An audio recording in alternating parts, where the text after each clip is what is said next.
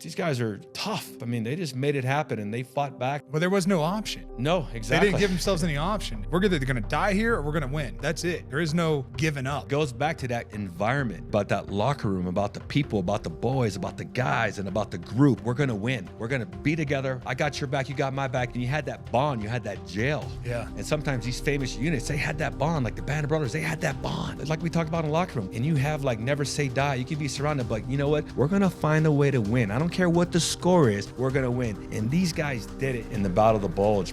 My name is Derek Wolfe. I'm a Super Bowl champion and a 10-year NFL vet. Now, after a decade of professional football, I'm focusing on my other passions.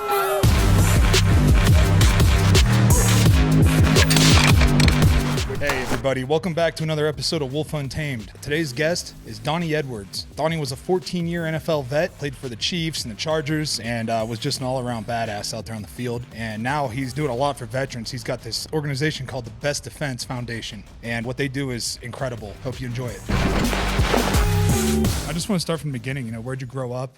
Let's talk about, your childhood a little bit and then leading into where we are now. So let's just start from the beginning. Yeah, born and raised in San Diego. Comes from a big military town. As you know, San Diego has the Navy and the Marine Corps there. I'm one of 11 kids, believe it or not. 11 kids.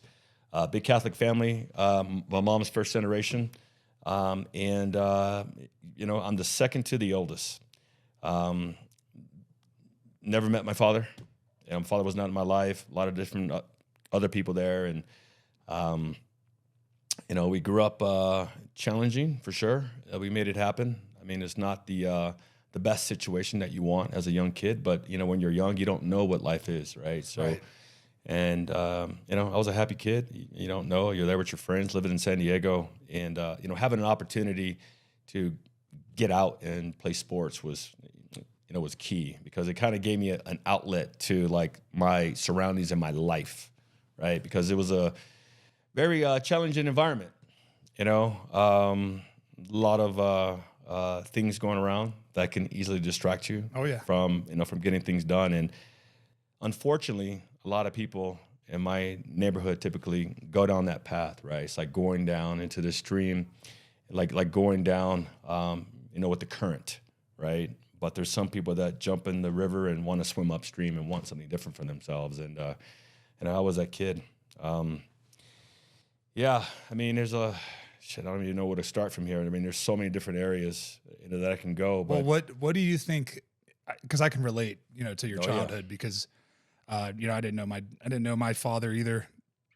I had an abusive stepfather, and my mom was struggled with addiction. So I was kind of on my own, from the beginning, and it would have been easy to get mixed up into some bullshit, into some.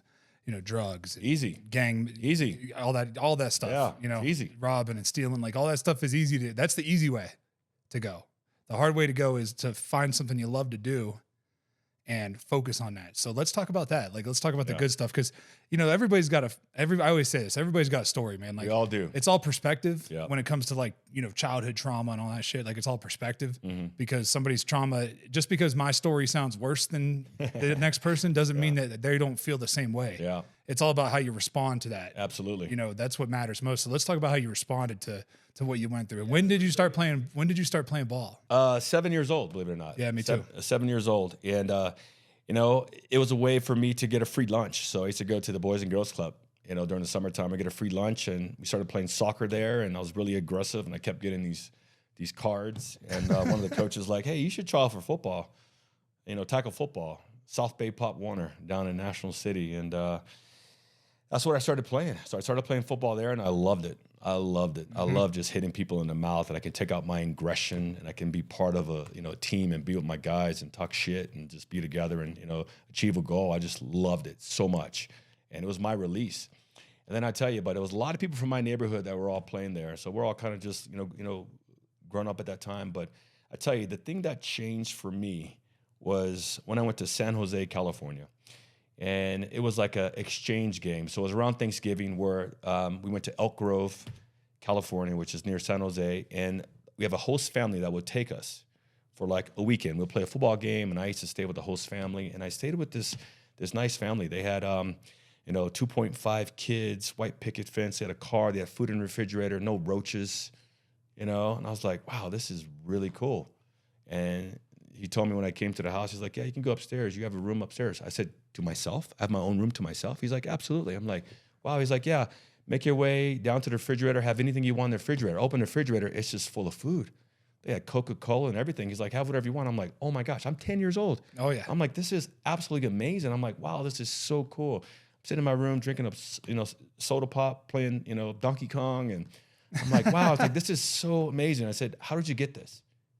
You know, because we lived in Section 8 housing, rented apartment, you know, that kind of deal, and, you know, food stamps and all that kind of stuff. And when I saw this, I was like, wow, this is really cool. How'd you get this? He said, I went to college. And I said, what's college? He says, it's school after you graduate from high school. I'm like, I hate school. He's like, if you want to have this, you got to go to college. Never forgot that. So I logged it in my head, went on my life. Fast forward 3 years later, I'm 13 years old. I'm on a knee after football practice down at South Bay Pop Warner. My head football coach, Rick Giordano, he brings us all up after practice. All right, guys, good practice. You know, you guys did a great job.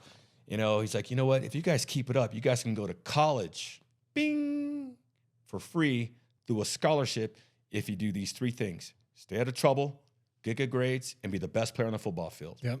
I said, college, bing. I said, coach, what was that S word again? He said, scholarship. I said, done.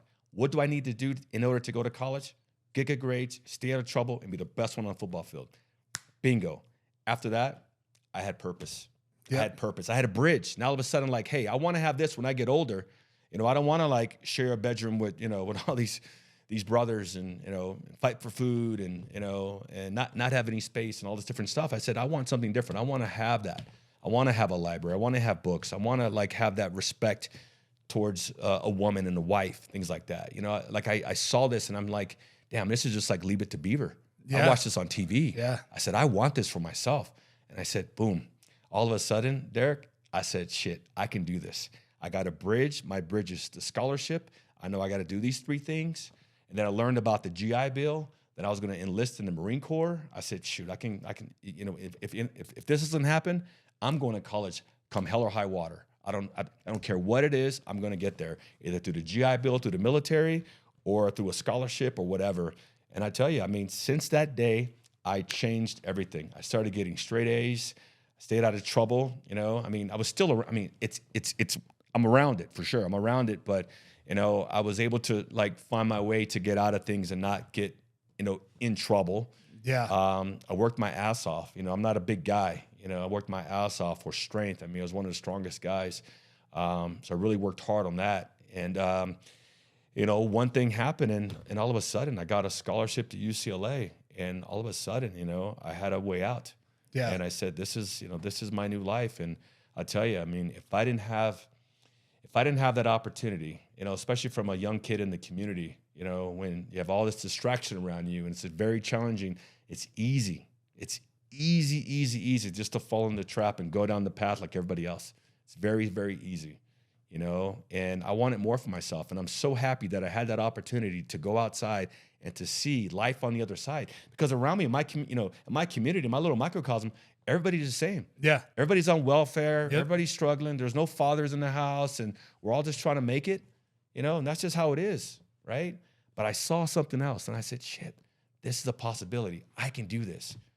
There's no guarantees. You know, there's no guarantees at all. I mean, I'm not a big guy at all. Well, it gave you something to look. It gave you something to work towards, right? So it's like, okay, this is what I'm grinding for. That's my why. Purpose. It gave you a why. You know, it's not just because what happens when you grow up in that situation is you're just like, I'm just want to make sure I have some food to eat later. Like, you know, like I just want to make sure I have food. Like I want to have a dinner. Like I want to make it now. Okay, I didn't get dinner. Now I got to worry about am I going to get to eat in the morning? You know, what do I got to do to get food? And then when you set a goal that's higher than just like surviving the day, it creates a long-term goal list to where you're like, okay, these are the steps to get to here. Instead of like, oh, I just have to like go find a couple bucks so I could buy some food. Just to get through the day. Just to get through the day. And all of a sudden I have a goal. I have a future, right? Because a lot of us, as we grow, and it's, our goals are daily. Oh yeah. Right? Our goals are daily. Just get to tomorrow. You know, I mean, Hell, It's I a remember survival. It's a survival mode. You're in survival mode. You're Yeah. just surviving the day. But that's how we are. That's how I grew up. I mean, hell, my mom, shit, we're trying to give enough money to, keep the lights on and pay the rent. Yeah. Trying to get to next month. There's no future. There's no, I can't look out to next year. But this gave me an opportunity, Derek, to look out to next year and beyond. It gave me purpose. I woke up with purpose. All of a sudden, I can't get involved with the gangs. I can't get involved with the drugs. I can't get involved with all this other stuff. Yep. Because I'm going to college. Come hell or high water, I'm going to college, whatever it takes. And I was driven. I mean, all my guys around me, they knew that I was going to college because I was, you know how we are. We talked about it, Hyper-focus. We talked about it earlier today. I mean, it's a good thing, it's a bad thing, but when I set my mind on something, consider it done. I'm on it. I'm full speed ahead. I mean, that's all I see. And I'm full speed ahead. And there's no guarantees, but you know what? It kept me out of the shit. It kept me out of the trouble. It kept me out of the stuff. And it kept me focused on the prize. And lo and behold, I was rewarded with a scholarship to play football and baseball at UCLA. And well, hold on, Donnie. Before that, I want to take a step back to when you were 10 years old and that guy told you that, the college thing, right? Yeah. And then we had a coach tell you something about Rick a scholarship, Giordano, right? Rick Giordano. That I can't stress to people enough how important it is. No matter what you think you are, who you think you are, or what you think you are, if you have an opportunity to talk to somebody that's like a 10 to 15, a high school kid to, middle school kids, Yep. if you have a chance to talk to them, be real and honest with them. Yep. And tell them what they're actually capable of.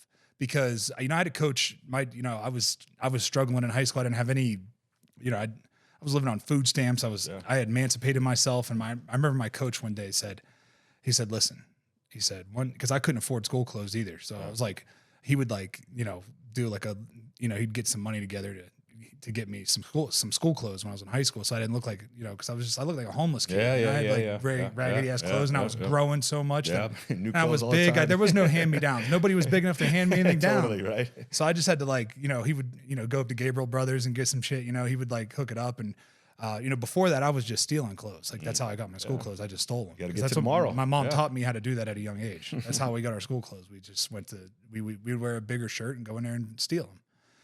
And I just didn't want to be like that. I just felt wrong. So he told me one day, he said, listen, one day everybody, because the school was giving me a hard time. I didn't have a real address there. And they were like, hey buddy, you can't really go to school here if you don't have an address. And they were trying to kind of kick me out. And he's like, I know this sucks right now. He's like, but one day they're going to be asking you for a loan. And I was like, that clicked in my head. He's like, you can go play football anywhere you want. I'm telling you. He's like, you're good enough to do it. He's like, you just got to focus on it. And that locked me in. Is it amazing when you have someone believe in you that helps you believe in yourself? Yeah. Right? Especially at a young age. I mean, I didn't have a father. I mean, your father. I didn't either. Yeah, exactly. Your father wasn't around too, but we had several fathers playing sports. My coaches were my father figures. Me too. Looking out for you, kicking me in the butt when I need to be kicked in the butt, keeping me focused. Hey, stay on it. You can do this. I can do this. And when they believe in you, you believe in yourself. And it's so helpful. And I'm glad that you had that opportunity where someone to tell you they're going to be asking you for a loan. Yeah. And I ended up building a facility and a football field for my high school. Wow. So I got a $7.5 million building built. Full circle, huh? It came full circle. Yeah, and, full circle. And it's funny because they knocked down the old high school. So I built that facility in the same spot that the old high school was in. Mm-hmm. So it's it came full circle for me. And, now I can pass that on and give those kids something, because we just had a raggedy old weight room in there, but we got after it in there. You know what I mean? Yeah. And it was a sense of pride. Yeah. So now I built them a state-of-the-art weight room, and awesome. they have an indoor 60-yard field. Oh, that's great. And that's crazy. Nobody else has that, and it was great because I've got a bunch of state grants and stuff like that to help pay for it. And that's wonderful. the NFL helped out, and it was Oh, great. that's great. That's great. I was able to do that for my high school as well. Chula Vista High School. I bought them a full gym. Oh, hell yeah. Which is, great because, I mean, hell, we had equipment from the 60s and 70s. I mean, we had our gym equipment had that one centerpiece that you can do legs, you can do dips, you can do push-ups. Yeah, it's the bench press. Yeah, the all-in-one. That's what we had. The Swiss Army machine. Yeah, that's what we had. But it's great because what it does, Derek, it gives other kids an opportunity, and that's the key. Someone gave us an opportunity. I mean, we're living the American dream. Oh yeah. That's why we love the military. We got to play football. Oh man, we're living the American dream. I mean, look at us now. I mean, that shit doesn't happen. So it's up to us to give back and make a difference. I mean, not just take, but to give. Yeah. You know, and we're giving back, giving kids that went to your high school to say, you can do it, you know, believing in them so that they can do it, and then giving them a state-of-the-art facility that they can feel good about working out and training. You know what? Hey, Derek did it. Look at his background. Donnie did it. Look at his background.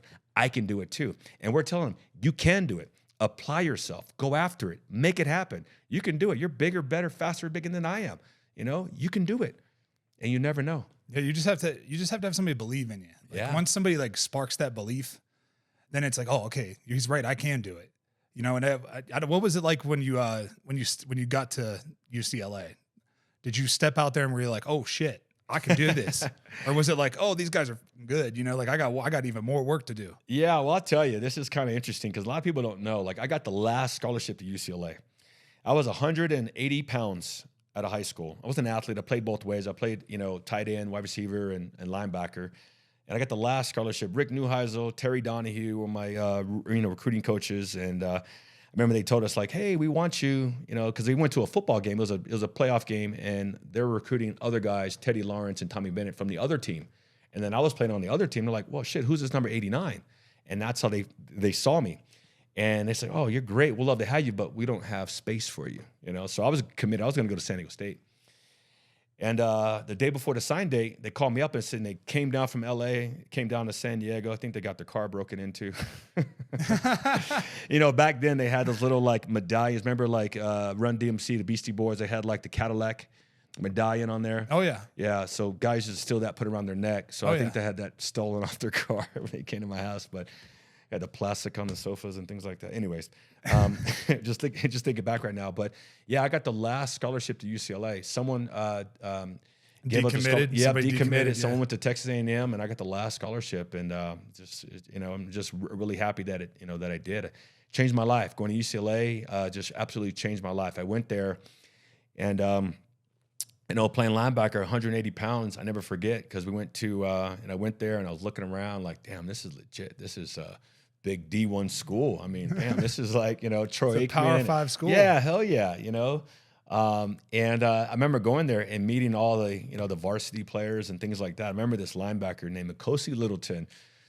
Nkosi Littleton, he's a 255-pound, like dark, you know, linebacker, just big muscles in his neck and just everywhere.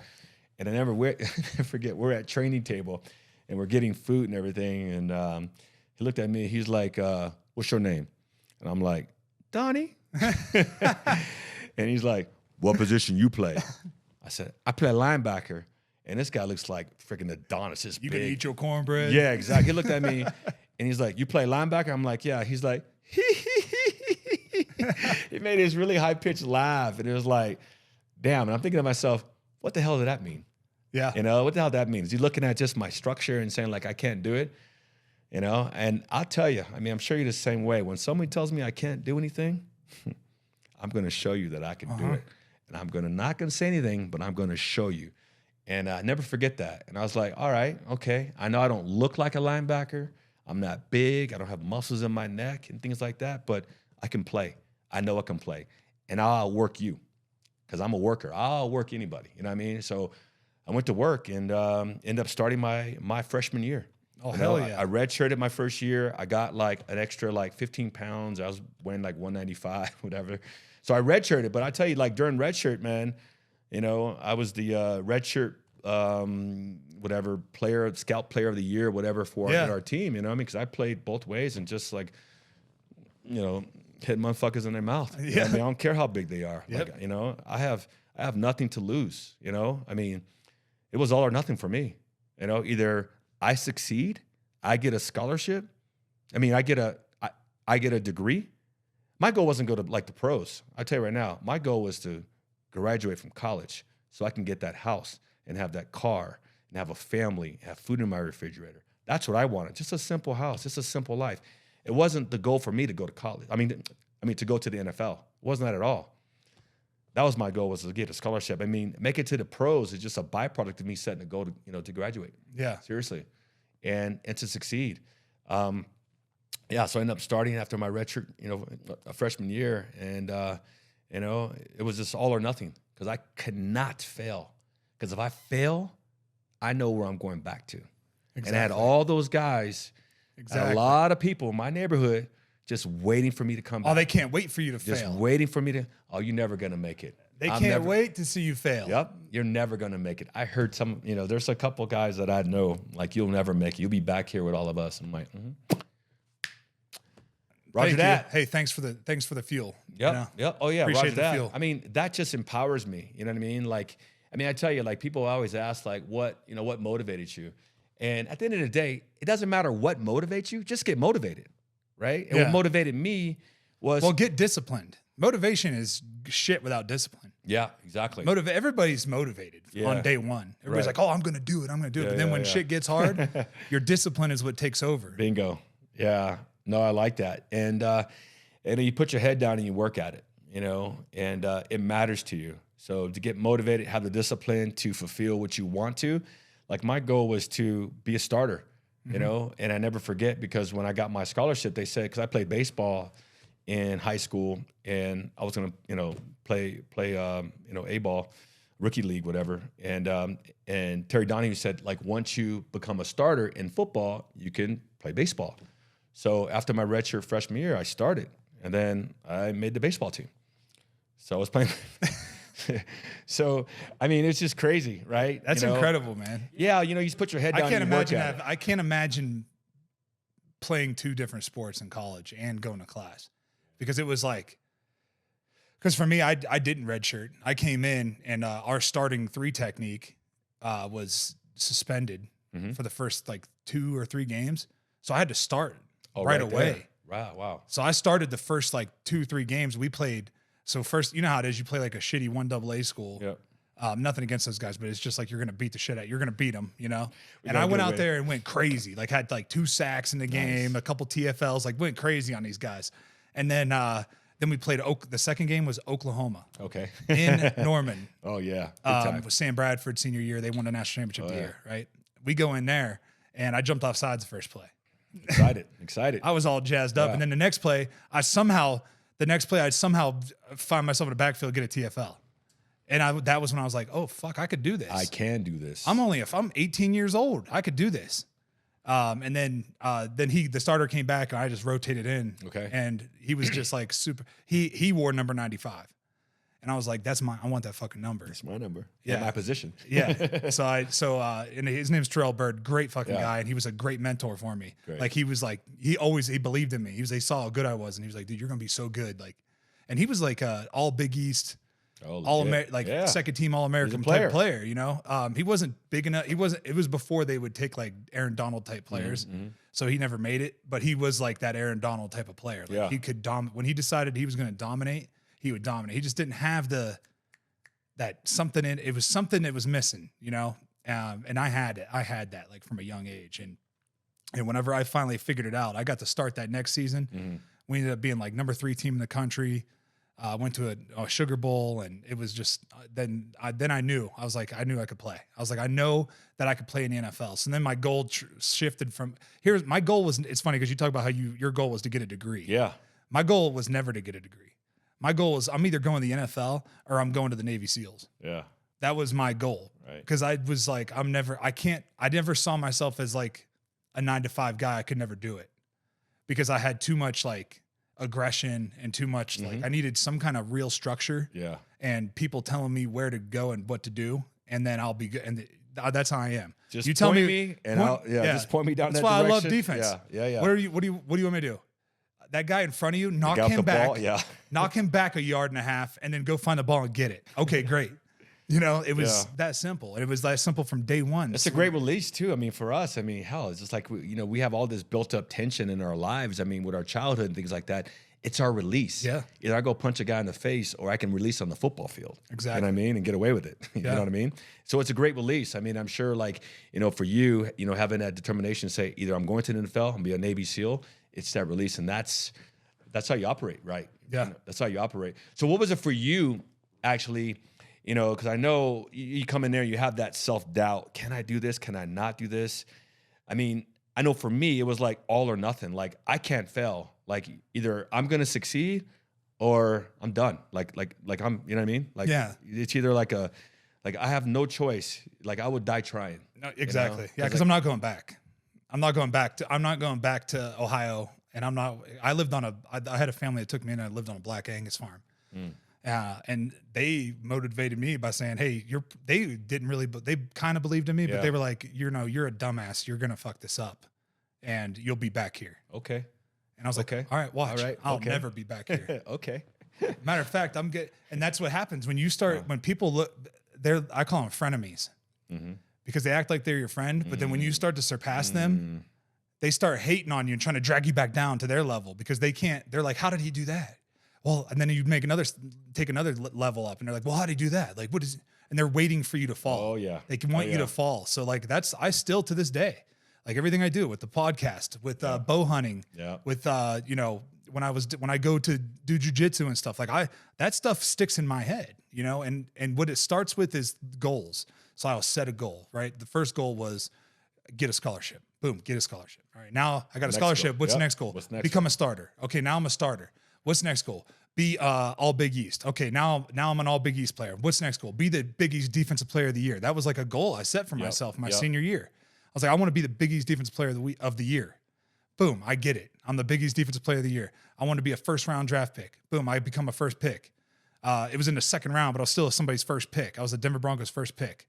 That was the goal. It wasn't about the dollar amount. It was all about the goal. And then when I got to the league, it was about start it over again. What is the goal? Become a starter. Boom. I was third string when I got to training camp. Yep. Boom. Took both of their jobs. Became a starter. And had started ever since. Yep. And the rest was history, And it's like every year you have to get used to failure too, because I always set the goal. As I got to the league, I would set the goal high. Like every year it was like, okay, be a Pro Bowler. Yep. But that's hard to do. That's hard as hell to do. Like, there's a lot that goes into it that is out of your control. There's a lot of voting. You got to win. Got to be on a winning team. Yeah. I was listed as a defensive end, but I'm playing interior, so I'm competing against J.J. Watt and Chandler Jones and all these other guys that are in the AFC. So it's like it's kind of impossible to make it But I tried every year. It was like I'm doing everything I can. And then same playing outside linebacker off the ball, and then you have a rusher, a defensive end, outside linebacker, rusher rushing the quarterback. And how does it compete? I don't rush the quarterback to get sacks. I drop and get interceptions, and we're all considered the same. I totally understand that. So you get it, because you're like they have to be more specialized there, and then same with like being all pro and stuff, like you're put into this box as, oh, he's a D end. Right. If they would just list me as a D tackle, I'd probably have 7-8 Pro Bowls. Mm-hmm. And that changes everything. That puts you in a Hall of Fame talk. Yeah, it's the same with me. If they were to differentiate the guys that rush the passer every play, like I don't put my hand in the 3-point stance. No. Like, I'm 5 yards off the ball, covering tight ends, wide receivers, and running backs, trying to get interceptions. But they base it, outside linebackers, they base it off of sacks. I'm like, dude, I don't rush it. How are we the same? We're not the same. That's what I'm saying. I play in the AFC West, and a lot of times the guys that went to the Pro Bowls were the guys that rushed the passer as outside linebackers, but yet I'm an outside linebacker in a 4-3. Yeah, so I totally understand. It is what it is. Yeah, now that I'm done with it, it's whatever. But when I was playing, that shit used to make me crazy. Oh, me too. And I just it would motivate me all off season. Like I got snubbed again on the damn Pro Bowl. Yep. I was the number for 8 years straight. I was the number one run stopper. Well, 9 years straight. I was a number one run stopper in the league. And it's like, dude, you know how fucking hard that is to do that on the interior? Like to let up less than 1 yard a carry. When they run the ball at me, it's less than 1 yard average. See, but here's the deal. Players understand what you do, right? Because even like from my standpoint too, like you understand, I mean, when I started playing, 225 pounds. I mean, when I was playing, it was 255. 250 minimum. Guys with big shoulder pads. And like all of a sudden, like I'm starting, my rookie year, middle linebacker. Yeah. Hey, you're in there. Because I had to get on the field. Hey, guess what? You got the B gap. Exactly. You better fill. All right. I can, I'll make it happen. But I totally understand because I moved around from inside to outside to middle linebacker to all this different stuff, but it's not graded on the same scale. The same with you, defensive end, defensive tackle, outside linebacker. Is it a rush outside linebacker or is it a drop back outside linebacker? You know what I mean? And it's tough because if they would have graded on what my job and my responsibility was, I'm sure there'd be a lot more Pro Bowls and all pros. Oh, I guarantee it. Yeah, but guarantee it. It's just what it is, unfortunately. Well, you're one of the only people, you're one of the only players in the NFL to ever have 20 sacks and 20 interceptions. Like, that's fucking crazy. You know what I mean? Because most of the time it's one or the other. So that shows your versatility as a football player. Yeah. That's why defense is great for you because you're not a position player. You're a fucking football player. Yeah. you know, and that's why they put you out there and you're playing. I used to call it a rover, like Yeah. the guy that is either blitzing or he's dropping back. Like that's what he's doing. And then when it comes time to playing a run, he's coming up and he's ripping guards' faces off, you know, like getting them off you. And Yeah, I mean, I've played so many different defensive schemes because, you know, every time you have a new head coach, a new defensive coordinator, it's like a new language. You got to start all over again. And depending on where you're in your contract, like you gotta play, because if you don't play, you don't fit the 3-4 to 4-3 of this position they're putting you at, your ass is gone. So you better like freaking be a chameleon and figure it out. So I mean, I played freaking strong outside linebacker in a 4-3, you know, weak inside linebacker as a 3. I mean, you got to just make it happen. I think I had 6 different head coaches. In my career, 13 active years. I mean, it's crazy. It's crazy, but you have to just make it happen, right? You have to just make it happen. And I tell you, because like, you know, when I came in the league, there wasn't an every down linebacker. Like when I came in 96, it was me, Ray Lewis, John Mobley, Randall Godfrey. It was a bunch of Zach Thomas, like all of us linebackers, like we started like changing the game. Hey guys, I want to talk to you about one of my favorite sponsors, Juniper Mountain Coffee. Coffee without compromise. You're getting high quality coffee without the high prices. This is an American company that stands behind their values. They stand behind their coffee. These guys make some of the best coffee I've ever had. It's a coffee I drink every morning. Juniper Mountain Coffee works directly with the farmers, paying fair wages, and that way you have no middleman. There's no BS, no garbage. You're getting high quality products. So go check them out at junipermountaincoffee.com. When did you know you were going to get drafted? When did you think you were going to go to the NFL? Like at what point in college were you like, you know what, I'm good enough to go to the next level? Well, I was All-American my junior year, like second team All-American my junior year. Had a bunch of sacks. I think I'm tied for like second at UCLA. I think I had like 13 and a half sacks that year or something like that. A lot of sacks. That's a ton. In 10 games? Yeah. Well, one game I had 4.5 sacks. It was pretty cool, you know? So just blitzing off the edge and, you know, using my speed and everything like that. But, you know, I started getting letters from teams and I was like, oh shit, wait, this is reality. Like I said, my goal was just to, you know, go to college and get a degree. I mean, I was on the track to graduate in 4 years from UCLA, you know, which I did. I started getting these letters and shit, man, I'm like, wow, there's a possibility. And then teams will reach out to me. I'm like, damn, like I can, you know, okay, I guess I can do it. But then teams are like, some teams wanted me as a safety. Some teams wanted me as a linebacker. You're too small. And they started calling me a tweener. You're a tweener. I'm like, what's a tweener? Well, you're in between a safety and a linebacker. I mean, now in today's game, I mean, shit, this is what they want as linebackers. Yeah. But, you know, hell, you know, 25 years ago or 20 years ago, I don't know how long it was, you know, 96, it wasn't that way. Well, your standard middle linebacker is a gap filler. Yeah. And he's got to be able to play that. You're not covering a lot of passes. Yeah, but that shit changed when I started playing because, you know, I line up five and a half yards off the ball and I see ball, I get ball. Yep. Locking tight ends down. Yep. Locking slots down. Covering, playing middle read on cover 2, depending on what it is, you know, you just got to make it happen. And, run a lot of fire zone blitzes and stuff. Yeah. Call my number. Let me blitz, coach. Let me blitz. Yeah. So it's just like amazing, like how far the game has evolved, you know, and I think, you know, they should like, you know, look at this, look at the 96 linebacker core, class of 96, and look how much the linebackers from that year kind of changed to evolve to the linebacker that we have today.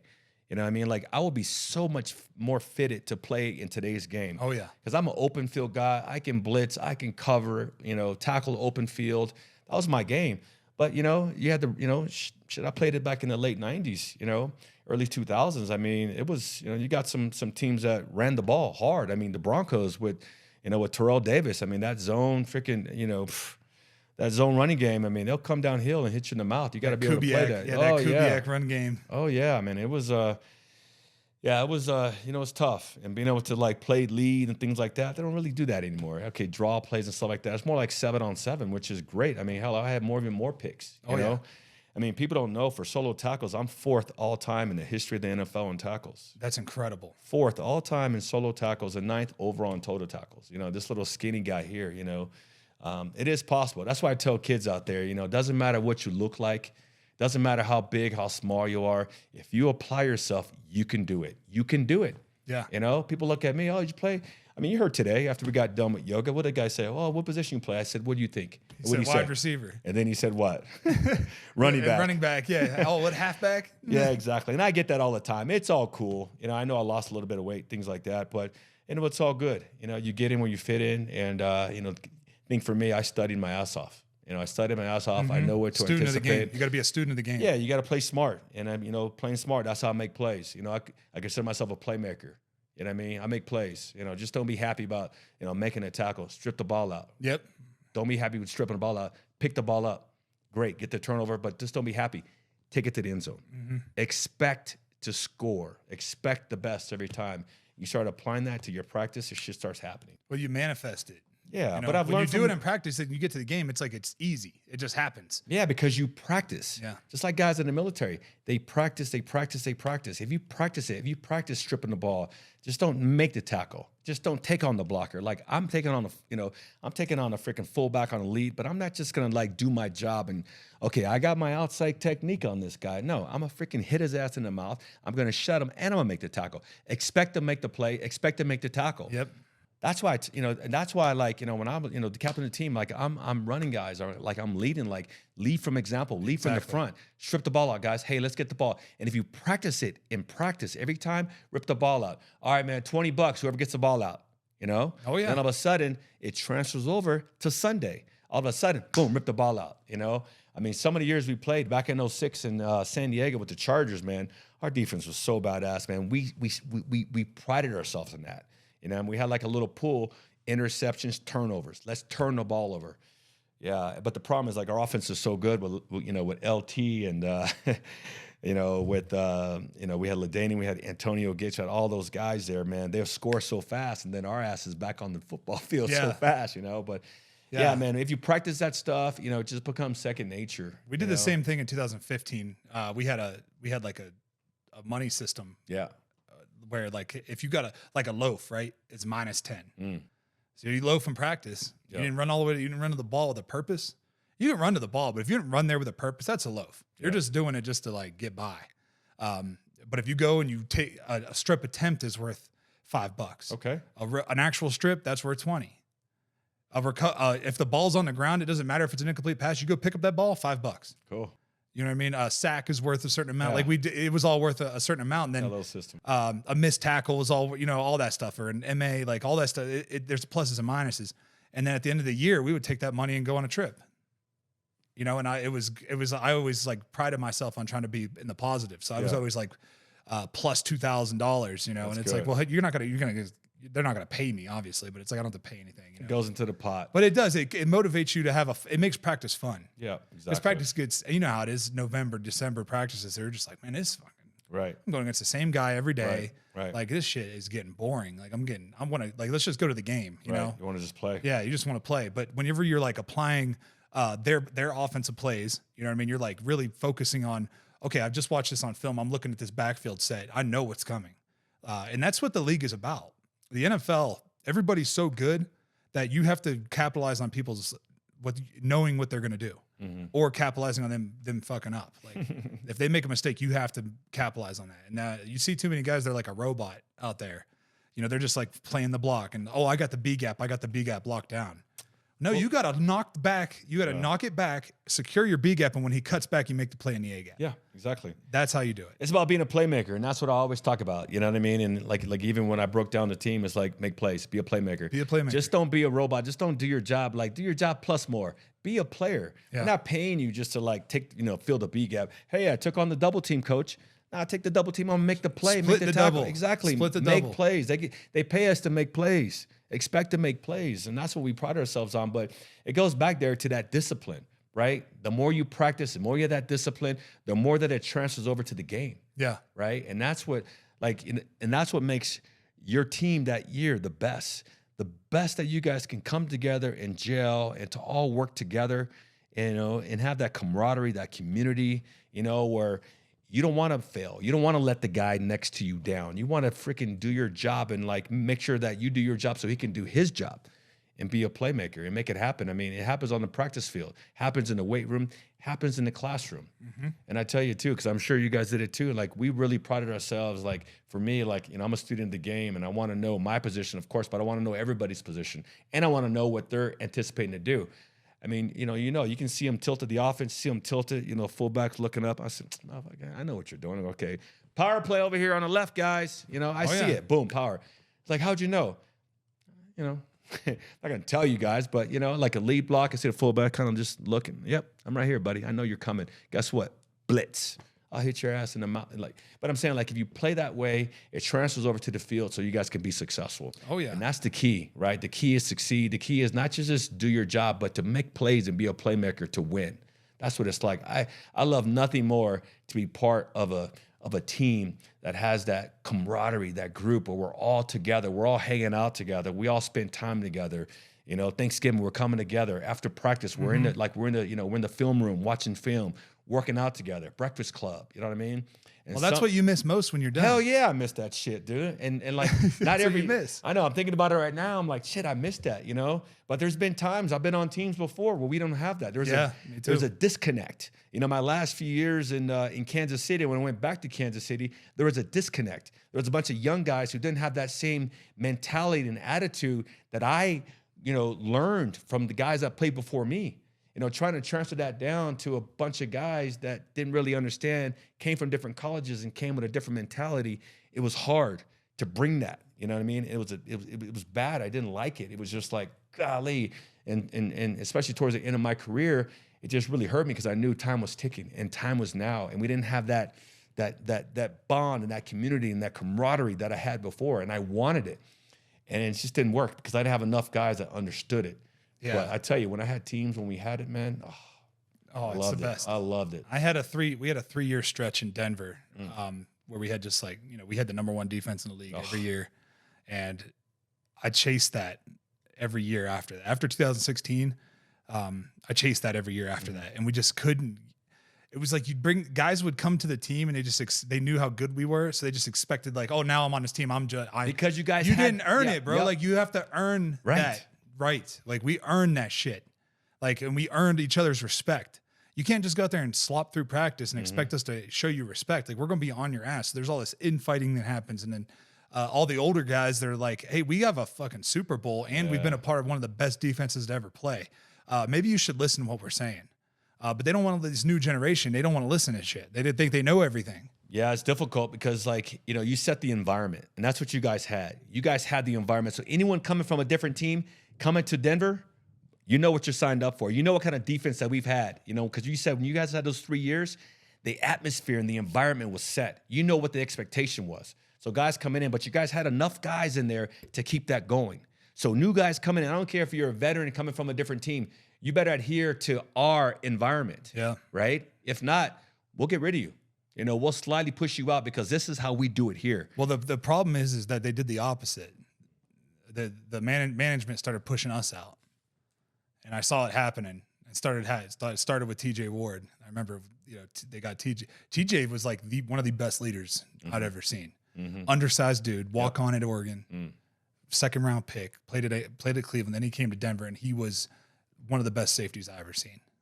Like, his ability to come up there and knock a guard on his ass, and then go cover Tyreek Hill. Like, it was just incredible. And he was undersized, but he had that dog in him. Yep. Like, he was 100% dog. California guy, Bay Area dude. He's just a dog, man. And he was.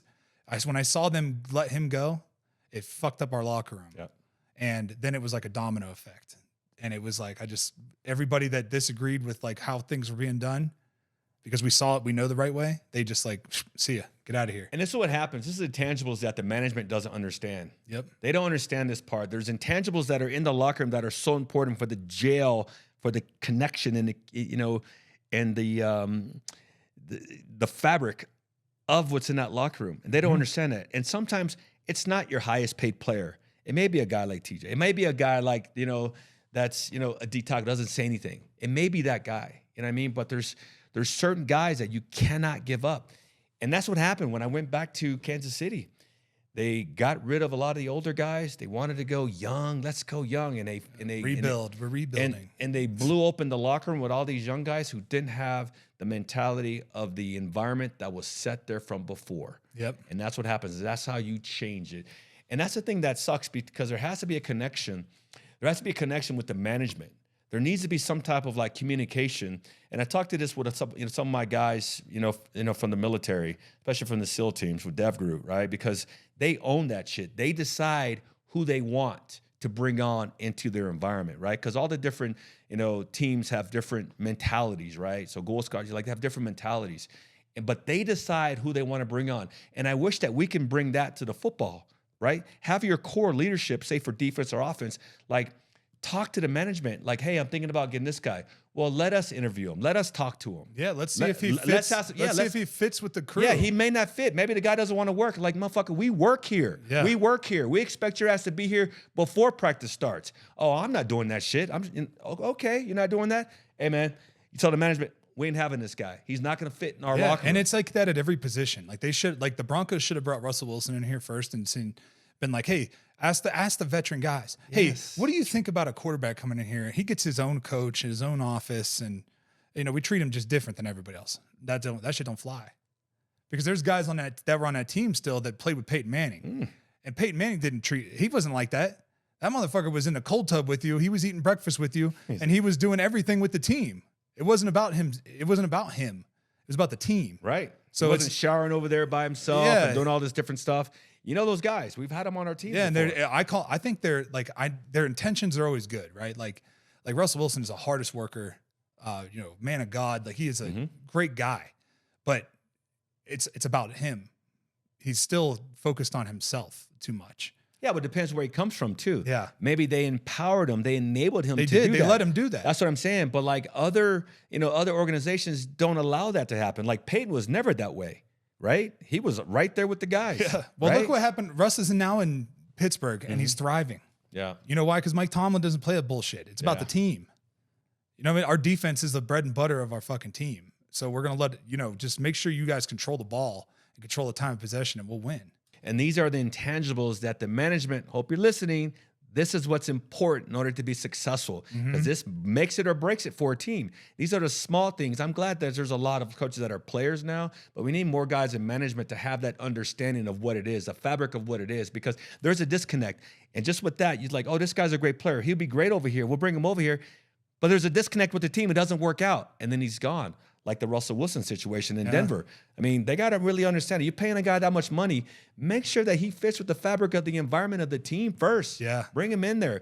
Get your guys together. I mean, that's the difference. And that's what I love about talking to the guys from the SEALs. I mean, talking about that, because they set who they want to bring to their team. And I like that. Yeah. I like that shit. Well, a lot of those guys, they went to like when I talked to tier 1 operator, these Delta guys and these tier 1 guys, they were like, hey, I was tired of dealing with guys that weren't like the best at their job. Right. So I wanted to be around the best. Right.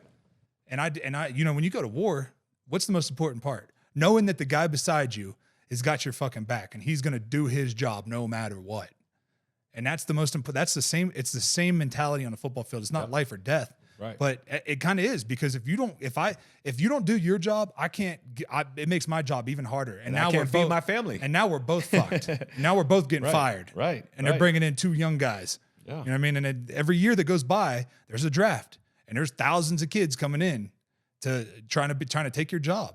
And then we're out, and then all of a sudden they change the coaching staff, and then they don't know you. They don't know what type of player you are. They heard about it. They don't know you. They want to bring in their guys, because guess what? You're out. And then you go to another place and you're out of a job, you're out of a league. And then, you lose your ability to make money. So the more success you have, the better you do your job as a D tackle, helps me do my job, what helps me, the guys behind me, do their job. So we're all tied together. I mean, life and death, is very, very different than, what our guys go through on the battlefield, for sure. There's no comparison. But in terms of wanting to make sure that we succeed, we got to make sure that we all kind of connect and work together, because I'm only as good as you. Exactly. Right. So you're like the point man. Our defensive line, they're the point man. I mean, you can take on that double team. I can get across, I'll freaking hit that, I'll hit that guard coming off on you. You know what I mean? Like we all have to work together, and that's so important. And that's why that's what I miss about like, that's what I miss the most. Like being retired, you know, I'm sure it was difficult for you too. Like being retired is it's tough because I'm not in that tribe anymore. Yeah. And I miss the brothers. I miss that community. I miss that. I mean, working out together, like embracing the suck together, like fucking being together. Like I miss that. Just being in the locker room, you know. Yeah, but being around the right guys in the locker room. I've been in locker rooms, it's not the right guys, but being around the right guys that understand the same mentality, have the same mentality as you have. You know what I mean? And they're from different. Everybody is from different. The backgrounds are so different. Mm-hmm. You know, one of my favorite teammates of all time was Aqib Talib, and Aqib and I used to always joke because he's like, dude, you're just a hillbilly white boy from fucking Ohio, and I'm, you know, he's a black Muslim from Dallas, but when we see each other now, it's like nothing. It's like, it doesn't matter. Political beliefs, none of that shit matters because we fucking went to war together. Like, I know I said war, but we went to battle together, man. We battled on the field and we grinded together. We went through training camps together. We won championships together. We were in those tight games where it was like, somebody's got to make a fucking play. You know what I mean? And it was like, you know, somebody stepped up and made the play. And we have so much respect for each other that's why, like, when they talk about racism in the NFL, I'm like, dude, it doesn't exist. Like, nobody gives a fuck what your skin color is. Nobody cares. Can you do the job or not? Can you do the job? Can he play? If we go man coverage, do I know it? Guess what? I know if we go man, that was the other thing we talk about learning. We had our defensive line coach, Bill Kohler. He made us learn coverages because I need to know when it's man. Mm-hmm. If I know it's man, I know that we're probably going to get a shot. They're going to take a shot. You know, they're going to try to go at somebody. So now we got to win. Whoever gets the one-on-one has to win. Right. You know, but if we're in like playing zone, now that's when time to bat passes. Because, like, you know, he's going to come underneath. So, you know, the ball's coming right over your heads. And that's when you can bat passes. And he was like, if you know the difference between what coverages you're in, know that in the NFL, these good quarterbacks are going to change the play and they're going to take the easy pass. So boom, now you're batting all these passes. And that's why he always related to JJ Watt, because JJ was like unbelievable at batting passes and reading offenses because he had a coach that taught him how to do it. And that's the most important part, is understanding what the fuck is coming at you. Yeah, it's important for sure, especially on man-to-man, because we're out there covering man-to-man. We know we're on an island, and we need you to get to the quarterback because you guys are pussyfooting around, you know, dancing with the freaking. We're out there trying to cover. You know, get him. Yeah, go get him. We need you right now. Hey, it's man-to-man, guys. We need your ass to get to the quarterback, pressure him, make sure he throws the ball quick, because the more time he has when we're playing man-to-man, the longer we have to try to cover these guys, dance all over the place, you know? Yeah, so that's good. I'm glad that your coach did that, because that's so important. That's all working together. That's the key, working together. And that's the extra time that I say, like, spending in the film room together, so we all know each other well. You know, we know what our responsibility are, you know, at that time, and how we can all work together and help each other. That's all part of that nucleus of that bond of people, that community that I miss. Yeah. I wish I could have this bond, this community, as I go part of my second career. You know, now, I mean, the difficult part is being around regular people. It is, because that's the tough part. No one understands. They don't understand the mentality. Yeah. You know, and then when you start talking about it, they look at you like you're kind of crazy. They're like, what the fuck is wrong with this guy? And I'm like, dude, you don't get it, man. Like, that's why I surround myself, the type of people I like to be around are mostly like, I love being around former players, veterans. Yeah. Because they get it. They understand it, you know, and same mentality. They have this, it's the same mentality, and it's the same, it's kind of like anybody that's been through if you played football, I don't care if you only played at the high school level, you've been through some shit because you went through two-a-days. If you've been through two-a-days, you know what adversity feels like, and you know what it feels like to, like, hey, I might die today. You know, like, you feel it, like that feeling of like, my body is shutting down. I'm going into full body cramps. Yeah. But you just keep going. Yeah. And and you have to go, because if not, you're going to get hit in the fucking mouth. Exactly. So it's not like you can just hide on the football field. You go out there, you better bring it, because if you don't, you're going to get hit in the mouth. Well, I always say, you know, it sounds harsh, but I always say, if you play pussy, you will get fucked. You know, and that's the way football is, man. You've got that's why people quit, because they go out there and they pussyfoot around and they get smacked in the mouth and they're like, this isn't for me. Yeah. And it's because you have to be at all times ready to get your damn head knocked off. Yep. And then when it does happen, you got to be able to get up, get back up, because it's not about if, it's when, because he's going to get you, you know, especially in the NFL. Oh, yeah. They're going to get you because they get paid too. but I'm going to get him more than he gets me. That's right. the goal. That's right. I just got to get him more than he gets me. And then we're good, you know, because they're going to make plays. And that's the thing, you know. I think that this generation, you tell me if I'm wrong, but this generation is, there's a lot of front runners. So when things are easy, they'll do the work, and they'll, you know, that's why, because in college you can transfer out anytime you want now. Yeah. And you don't have to sit out a year. So there is no like transfer portal. Man, like at Cincinnati, we were a top 10 team 2 years in a row, and then we had a new coach come in, and we only won 4 games. And everybody wanted to transfer. But if you do, you got to sit out a year. Yeah. So we didn't. So we all stuck it out. And we came back that next season, ended up winning the Big East again. So it took a year, you know what I mean? It took that year of grinding and suck to get us and build character. Now, most guys would have been like, oh, our coach left, I'm out of here. Peace. Brian Kelly left and went to Notre Dame, I'm going to Notre Dame with him. Yep. You know, but no, that wasn't the case back then. You had to sit out a whole year, and I wasn't willing to do that. Yeah, it's a different mentality, because like, I think the way that it is now, we make it too easy for this generation. Like you talked about how you had to sit out. Same with us. We had to sit out a year, you know, but now you can transfer the transfer portal, you know, getting paid, transferring out here and there. If you don't like you don't like the coach, you don't like the position, you don't like what they put. Okay, I'm leaving next year. It makes it too easy, and it doesn't allow guys to come together and then fight and build a culture. Exactly. How do you build culture? How do you build any kind of culture if you got guys that are just willing to just leave? Culture. How do you build that like inner self fight for yourself to bear down and batten down the hatches and earn something? Exactly. And earn it. Because at that point, you're just entitled. Like, I'm going to go somewhere where I'm going to be given the starting job. Yeah. I mean, when do you say, no, let's just fight with the guys that we have and defend our team and make it work? Yeah. Because we can do it. Yeah. You know what I mean? Versus just going and fleeing to another team. All right, guys, I want to talk to you about a product that I've been using for a long time, over a decade. When I was playing football, one of my main staples in my diet was bison. I got my bison from Great Range Premium Bison.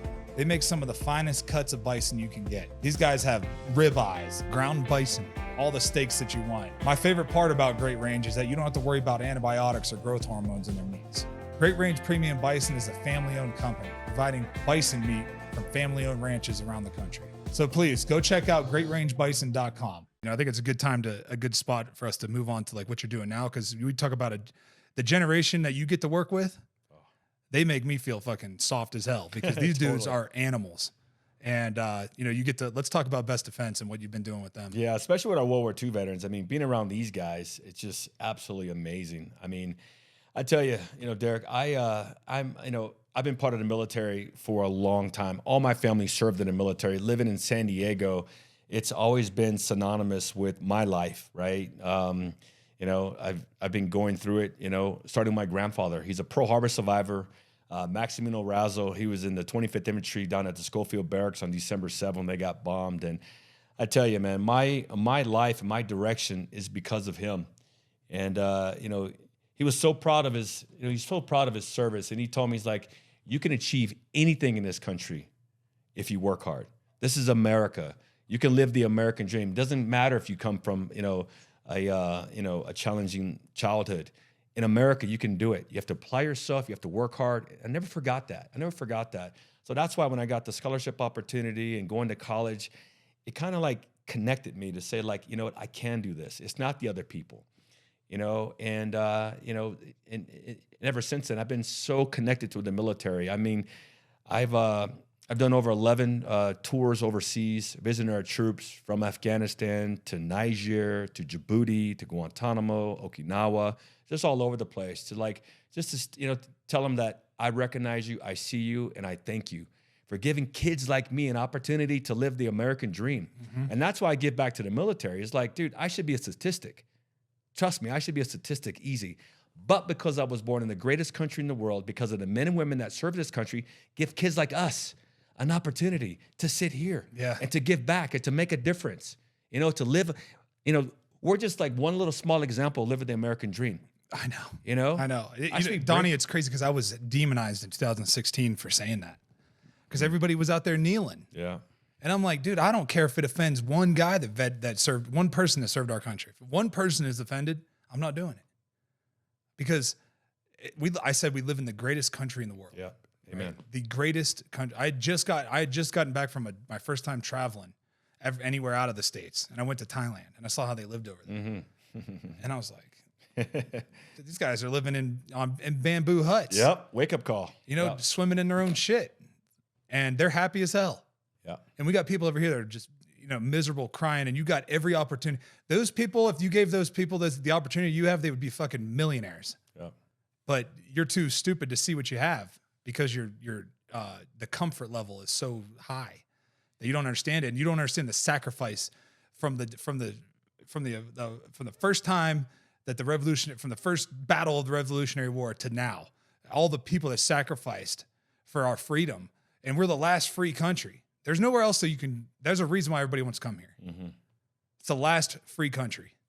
True freedom that we have I know that like people, we have more people incarcerated and everything. No, we still live in the best country, and America is still the greatest country on the planet. Like, I don't care if you don't believe that, then why the fuck do you stay here? I said that. I was like, then why do you live here if you don't love this country? And they were like, oh, Derek Wolfe told his black teammates to go back to Africa. I was like, no, I fucking didn't. And then they redacted it, but it's like the damage had already been done. Yeah. You know, but anybody that knew me knew that was bullshit. And I didn't say that, and I would never say that. Of course not. Of course not. But it's crazy to show love for your country has been demonized. You know, it's like, hey, I love my country. Like, I feel like I'm a patriot, and I appreciate our veterans for everything that they've done. Why does that make me a bad guy? No, I just wish that people will look at the flag as I do. You know, when I see that flag, you know, right there, I mean, it's the whole purpose of my life. You know what I mean? It's like I wouldn't be able to live the life or have the experiences or have anything if I didn't live in this country. You know, I've been very fortunate to see what life is on the other side. And I think a lot of people who have the biggest opinions never left this country, you know, and I think it's important to see what it is on the other side. The world is not like America. I mean, you have the rights, the freedoms to say what you want to do what you want to do, and to do all this great stuff. And you think it happens everywhere else. You know, to love who you want to love and be with this person. Not that it happens here in America.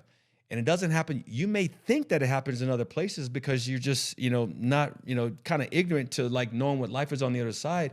But when you go out there, as you just to give me an example, going to Thailand and see how different it is out there, it's a big eye opener. You know, like I've been very fortunate. I've been to over 70 countries, you know, and to see the world and see how it's so different than what we have, and what we have here is just, we're so blessed and so lucky to be born in the greatest country in the world. And people who think that they're a victim, if you think that you're a victim and you're born here in America, I got something for you. I need you to come with me, and I'll take you out there to see what world. You want to see a victim? I'll show you what a victim. If you're born here in America, I don't know where you come from, what you look like. You're a victor. You're born in the greatest country in the world. You're a victor. You won. You won the lottery. Born in this country, you won the lottery. And I want you to see that. I want people to see that. And I don't want to I want to tell people, like, it doesn't matter where you come from. You won. Yeah. You're a victor. You're not a victim. I don't care what you look like, who you love. No. Trust me. You're born in America.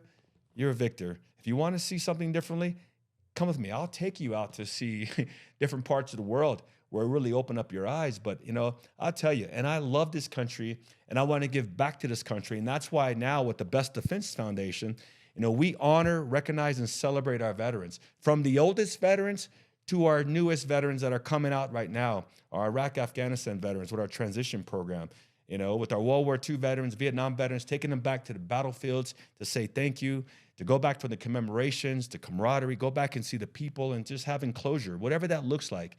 You know, then we do an education program, making sure we're looking at the future for our students out there to make sure that they understand the service and sacrifice of what, you know, our forefathers did and what they did, to make sure they understand that as they live the rest of their lives. You know what I mean? So these are the three elements that we're really headstrong in right now. And, you know, it just means so much to me. And I'm just blessed to have this opportunity to serve. I mean, from a simple idea, like, you know, I've been taking World War II veterans, Vietnam veterans back for 18 years.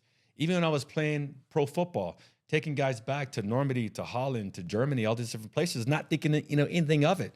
Just not from a foundation standpoint. I mean, hell, I'm a football player. You know, I didn't think that, you know, I could, you know, do anything with the military. I never served this country, you know, but now, you know, we're serving in a different capacity now and given this opportunity for them. And it's just like, you know, my wife, Catherine, she's the one who kind of like, sat me down and says, you know what, you need to compile this and create a community and do this and do it the right way. Create your team. You know how to do this. Create your team. And for the last, 6, 7 years, it's just been, full speed ahead, and it's just been awesome. I mean, what do you think the most impactful is there one thing that you've done? Because to me, like the D-Day stuff is just, like, is there any, and I bet the Vietnam stuff is, I mean, because that was a vicious, violent war. Yeah, it's man. different. It was a whole different, that jungle, that tore people up. I'd tell you the biggest aspect is, taking these 100-year-old World War II veterans back, because a lot of them, this generation, I don't know how they made them, but they don't make them like this anymore. They're Great Depression babies. I mean, these guys are tougher than nails. And, for what they endured, what they went through, and to come back after fighting that war, against tyranny, to provide the freedom that we've enjoyed for the last, from the last 80 years. I mean, it's different. I mean, it's different from what they say now. I mean, it's different. Trust me, it's way different. And for them to come back and raise families and get jobs and just like put their head down and go back to work, it's amazing. And only until about 25 years ago, we realized, like, you know what? Damn, Grandpa, you jumped out of a plane behind enemy lines? So now we start to recognize that and give them this honor. And even in their twilight years, I mean, you see from the videos that we've done over the last, 6, 7 years, I mean, we honor them, we recognize them, and we give them opportunity to connect with the people that they help liberate. And that's rewarding in their twilight years of their life, to have that ultimate closure, to know, like, I lost my best friend, but look how France is thriving. Look how Holland is thriving. Look how Belgium is thriving. And look at the world that has been, relatively peaceful for the last 80 years, and that's just absolutely amazing. I know we're coming to the end for sure, but, we're getting ready to embark on our Battle of the Bulge program here coming up. This is the 80th anniversary of that Cold War. I mean, those guys bear down. I mean, they bunker down in the snow, 101st Airborne, when they're surrounded, when General McAuliffe, when the Germans want him to surrender, and he said, yeah, nuts. Avery, can you pull up some pictures from the Battle of the Bulge? He said, yeah, you'll nuts. be able to find pictures of it on Google. Yeah, and for those guys that bear down and to fight back when, overwhelming odds, that fog, and they're being bombarded by those 88s, and to bunker down and to say, no, we're going to hit them in the mouth, and they came back, and and just that changed the course of history. And you talk about that resiliency that our guys have to come back, man. I just tell you, it's just absolutely amazing. Yeah, it's one of the coldest winters ever.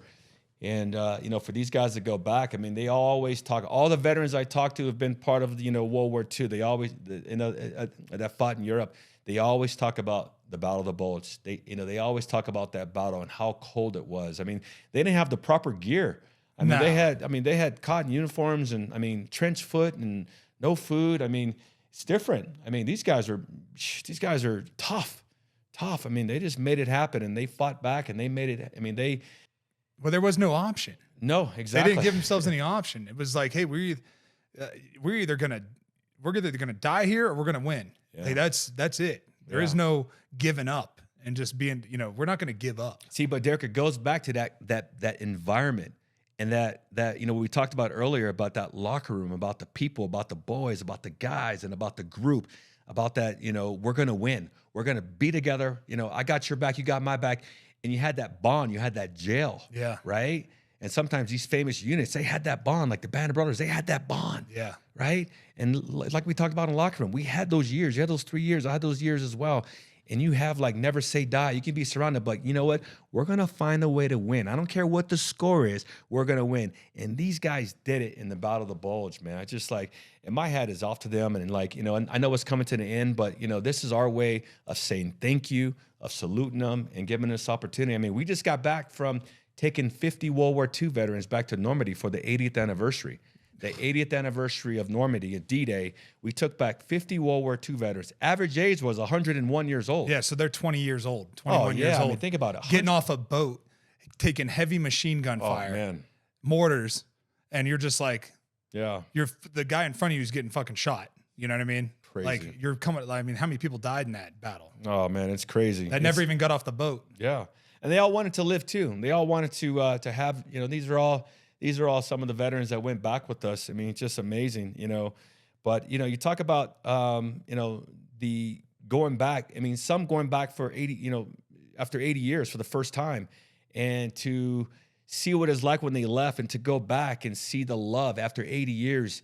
It's more about the people, you know, the liberated, and making that connection with the, you know, with the people that they liberated, and having them see their heroes. You know, they thought they were gods when they came here. They didn't speak the language they had. They came halfway across the, you know, the world to fight for a country that they don't even speak the language. And they did that, you know, and to have them to be celebrated. I mean, there was over 2.5 million people in Normandy, you know, for this commemoration. I mean, you know, President Biden, I think we had over 30 heads of state out there. It was big. And I wanted to make sure we did it big.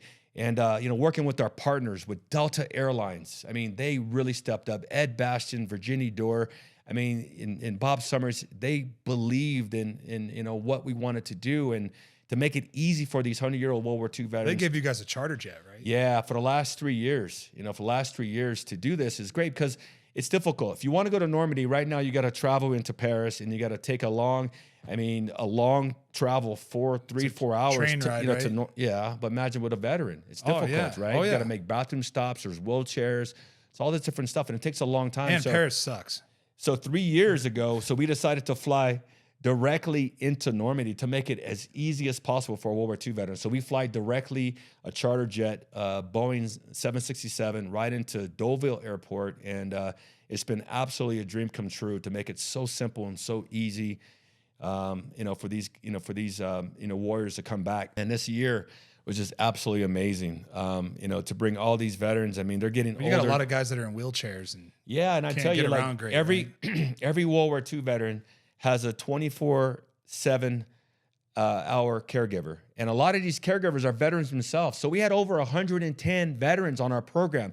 I know we focus on our World War II veterans, but we had over 100 veterans themselves coming back on our charter with us, because these are the caregivers. We have Marines taking care of Marines. We have Navy SEALs taking care of you know, we have Army guys taking care of Army guys. I mean, it's amazing. Like, you know, our motto is taking care of the ones who took care of us. And a lot of these, you know, veterans themselves feel honored to take care of one of their heroes that they watch, and the reason why they decide to serve.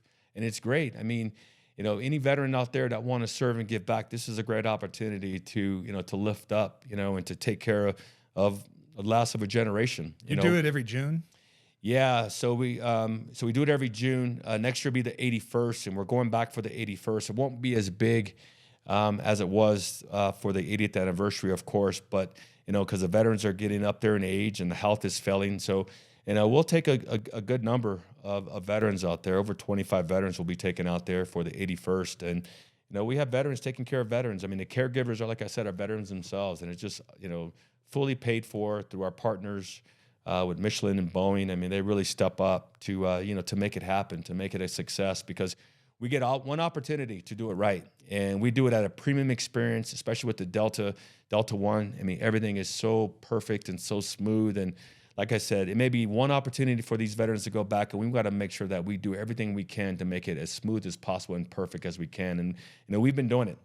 Do you see a lot of guys getting closure by doing that? Yeah, it's different for everybody. And I tell you, it's different for everybody. Some guys, you know, are really emotional.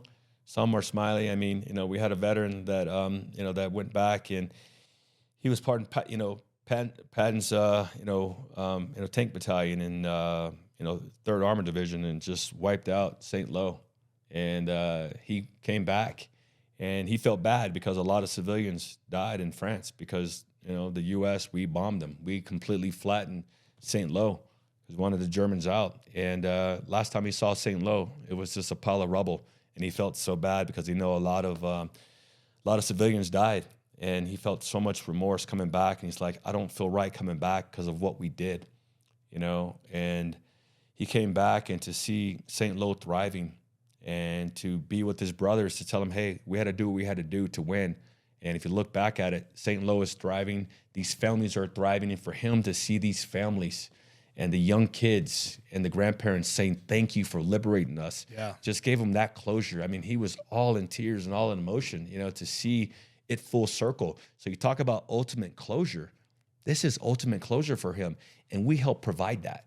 And that's why I feel so proud, because our organization, when we're full of volunteers, we have a lot of volunteers that are stepping up, that are making it happen. And we have a full medical team led by Dr. Zelk and her medical team of medics and nurses to provide that care that we need, you know, because, you know, we don't bring family. We bring the caregivers, like I said, the veterans that take care of our veteran, or World War II veterans is special. They're all trained and certified and, you know, all the different modalities and things like that to make sure that we do it right, and make sure that from point A to point B, these veterans go back, you know, the same condition that they had, you know, with all these memories moving forward. And I can't tell you how proud I am of the Best Defense Foundation team.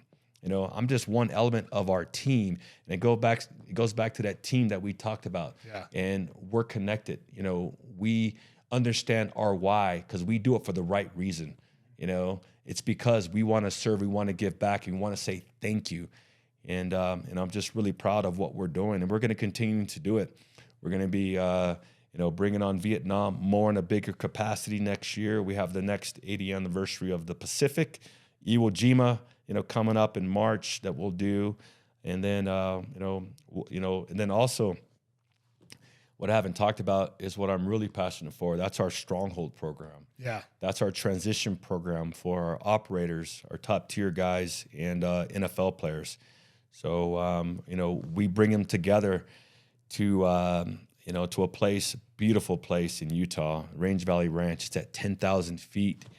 That's at Mike's Ranch, right? Yeah, it's away. Yeah, it's away from everything, right? So it gets you off the X. You know, it gets you off the X, and it's a perfect place to get away from family, get away from your job, just get away from life, and to focus on yourself with like-minded people. Just like I said, I love being connected with the guys that have the same mentality. It's amazing how many people say we're crazy because of the way we think, right? You guys, but those are just general people.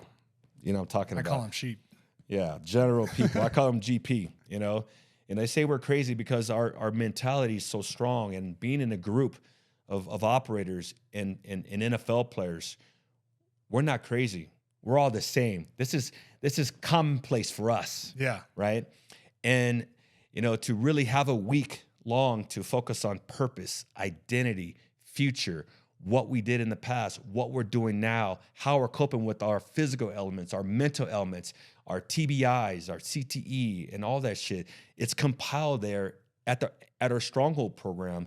And we have professional doctors that come in, you know, psychiatrists, guys that understand our people, our group, our kind of people, you know, to help us, to give us resources and tools to be successful. Because this is what I'm truly, you know, I'm really passionate for. For the last 10 years, I worked with the NFL with our transition program, with our Legends community and our trust program to make sure that we can make that smooth transition. And it's challenging, it's difficult, as you know. It's hard because our mentality is different than regular people. I mean, what we did, you know, and how we got here just doesn't transfer over to the civilian world. It's different.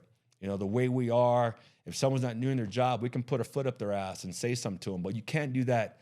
You know, now. Well, you can get in a fist fight with your brother. Yeah. Yeah, and smile after. And then love each other afterwards. Exactly. You can't do that normal. No, you can't. I'll give you a funny story. I got, you know, as soon as I retired, I went and I started doing sports talk radio, right? It was like 4 hours a day. And they couldn't handle me in there. Because I'm like, I can't, I'm just like, why are you guys so offended? What do you mean? Because I'm like, I'm going into the marketing team and like, hey, why the fuck are you guys sitting on your ass? Like, get to work. Let's go. And they're like, hey, he can't say that. He can't talk to us like that. Why is he talking like that? And that's when I realized, I was like, oh yeah, this is why I didn't want to work a normal job, because I don't operate the way they operate. Yeah. Like they operate on go easy on everybody, and everybody needs to like be eased into shit. And I don't operate that way, because that's not the environment that I either lived in or worked in. It was you either produce or you're fucking gone. Yeah. Meritocracy. It's a production league. Yeah. I mean, that's the key. And that's what we have at our Stronghold program, because we put them in a group of like-minded people. I mean, we have such a synergy between our military and our NFL players. I mean, it's like 4 to 1 really. we don't have that many NFL players there, but just the, you know, the value added and the understanding is just really powerful. I mean, we just finished 8 programs this year. So this has been 4 years. We're going on our 5th year with our Stronghold program. And Mike's done an incredible job building this multi-million-dollar lodge up there that we have, you know, in order to facilitate. Mike's such a great guy. Yeah, he is. And, you know. Don too. Don yeah, Pay. Don Pay. Yeah, we have, you know, we have the right people that are there for the right reason. I mean, they're looking out for us because it matters, right? It matters. I mean, look, we don't have to do this, you know. We can do what we want, but you know what? It matters to me because I'm part of something and I love serving and making a change and helping other people out. You know, look, when I lost my brother, you know, Junior Seau, you know, which, you know, just really was a wake up call to me, you know, because we all go through this shit, you know. Even when I retired, I mean, even playing as long as I played, I mean, it's a mind fuck. It is. It really is. I mean, here I go from like all pro NFL linebacker to a jag. Just a guy. Yeah. You know, when the money's coming in, making making money and having this fame and fortune, like, you know who I think I am? Yeah. Right? You know who I think I am? And then my wife is the one who put me in my place. She's like, that's who you were. Mm-hmm. Who are you now? Mm-hmm. Mine did the same. And that was a tough part because she knows me. And it was hard because even though I decided to retire, I was still working out and like pumping the iron and running and staying in shape. She's like, what are you doing? I'm like, what do you mean what I'm doing? This is what I do. This is who I am. I'm a football player. She's like, no, that's who you used to be. You don't have to do this anymore. And I'm thinking to myself, what the hell I'm going to do? This is what I've been doing this for 30 straight years. I don't know anything else. From 7 to 37 years old, every summer, I put a football helmet on and I ran full speed into somebody. Yeah. That's what I know. I train every summer. That's what I do. And all of a sudden, it's over. Just like that. You take the uniform off and it's done. So I didn't know what I wanted to do with myself. I mean, all of a sudden, like not working out, you know, shit. Then why do I wake up? Yeah. What's my purpose? What's my purpose? I have everything on autopilot. I don't have any kids. It's me and my wife. I mean, everything is paid, you know, automatically on the card and everything like that. So like, why do I wake up? Like, what's prompted me to wake up and to, you know, to get up? I think I told her, I was like, if I go to sleep for a month, no one's going to know. No one's going to care. No one's, I have no responsibility. No one's counting on me. So I need to figure this out for myself, you know? So I started sucking and feeling bad for myself, you know? Oh yeah. I went through how it is. It's depression. Oh yeah. It's a depression. Like, stop working out. Well, why'd you stop working out? Because there's no purpose for me working out anymore. Like the way that we did. Yeah. You know, like we hit it. Oh yeah. We hit it. And now I'm like, well, you're not just lifting weights to like look good. You're like, you're trying to get better. No, we're training at something. You're trying to get 1% stronger, 1% faster. Yeah, but now you don't have to do this. Now you're not playing anymore. You know, it sucks, man. I'm past the age, 37 years old as a linebacker. Played as long as I played. I mean, that's unheard of anyway. Oh yeah. You know, and to be at that age and like, okay, no. To try to figure out, okay, what's next? Do I coach? Do I TV? Those are avenues, you know, that we have. You know, same thing with our operators. We talk to them too. It's like, okay, do I contract? You know what I mean? It's like, it's the same avenues that we have because we're so like, you know, direction, you know, driven. This is where they push us to. And to reinvent ourselves, to do something else outside of the box is unheard of, you know, because it's hard. It's a transition to go into that civilian world because no one understands this brain and how it works. No. You know, because we're crazy. People think we're crazy until we get in our group. You know, that's why our Stronghold program is so powerful. And I just absolutely love it because, like, we can talk real and we can understand and hear from other people and gather some information from each other to help us out, you know, to help us deal with some of the shit that we deal with our family, with our wives, to be better husbands, be better men, to be, to acclimate ourselves back into society and like deal with all of this stuff that we have, all this baggage that we've had, you know. If we don't deal with, it's not a good place, you know, because, you know, we play differently. We play, you know, all or nothing. That's how we are. That's how our mentalities are. Exactly. And it can go all or nothing the wrong way. Absolutely. Quick. Absolutely. You know how we are. Yeah. Cause you're like, you know what, I mean, I've been there. I could be honest that, like, you know, there was times where I was like, I got a beautiful wife, a beautiful daughter. Everything. I have my oldest daughter's a genius. She's, you know, every school in the country wants her to come there. I have more money than I know what to do with. I have everything I could ever want. Why the fuck am I so sad? Why do I like think about taking my own life? Why do I think about hurting myself? You know why? Because sorry, but just waking up and taking my kids to school isn't enough for me. I need like a physical challenge. I need something to challenge me every day. Something I have to work towards getting better. Like, you only be so good at like taking your kid to school, right? You know what I mean? You can only be so good at communicating with your wife. You know, I can only be so good at making sure that the damn toilet seat's put down, or I can only be so good at making sure the trash is taken out. That stuff just is like, it was starting to make me fucking crazy. I was like, I'm going to lose my mind. I need something. And for me, you know, I did all this, you know, bow hunting, that helps, but you can't be good. That makes you, then you're gone all the time. So you can't run away. That's just hiding from it. Right. So you can either hide from it and run away from it and go chase something else. And that's just going to be a Band-Aid. For me, I realized like, okay, I need to find out what is the root cause of all my aggression and how I'm like releasing that. And it was the lack of a father. So, just recently, you know, I never really had a relationship with God, because I always blamed him for the shit that I was going through. I was like, he did this to me. Now I look back, and now that I'm like having a relationship with him, it's like, that is the father relationship that I was looking for. Because when your coaches are gone, I always like latched onto one of them, or like an older guy. And then I was the older guy, and I had like purpose of helping the young guys. And then now that I'm out, it's like, what do I do? Where I don't have that relationship anymore. So my relationship with God, has really, I mean, it makes me emotional because it's fucking changed my life. And it's just something that's recently happened to me, because all my life people have been like, oh, well, God has a plan. I'd be like, yeah, shut the fuck up. Like, you know, but who am I? Then I started thinking about it from a gratitude standpoint of like, I'm grateful that he put me in those situations. I'm grateful that he didn't make my life easy, because if he would have made my life easy, I would have never made it. I wouldn't be who I am. If my life was just easy, what am I going to be, some trust fund kid? Would I rather be some trust fund kid that nobody respects, or I'd be somebody who fucking came from the bottom and now I can be his warrior? You know, I could be a warrior for God now. And, you know, I don't agree with everything the Bible says, but I do think there's a lot of, I'm doing like the Bible in a year thing now on the Hallow app. There's not a sponsor or anything, but the Hallow app is great, you know, because I'm a better listener than I am a reader. Just read it and the ADHD kicks in, and I have to read the same sentence 5 or 6 times before I, you know, get it. And to read like a paragraph takes me 20 minutes. It makes my wife crazy, because she'll send me these long text messages and I'm like, oh fuck. Like I have a brain, you know, I have like a dumbass attack when I'm trying to read these things. But, you know, it's funny because my whole life people have been saying, oh, I'm praying for you, I'm doing this for you. And I was like, I'm doing this myself. And then now that I have this relationship with God, I realized that like, who am I? What kind of arrogant asshole am I to think that I did all this on my own? Because then you go back and you think about all the times where I should have probably gotten in trouble for that. Or I probably should have got hurt there. Or, you know, 2013, I was paralyzed for 3 hours. How did it just, and they couldn't figure out how I didn't stay paralyzed. They just said you have twice as much spinal fluid as a normal person, even your size, would have.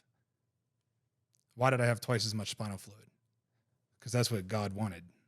It was his plan. It was all part of his plan.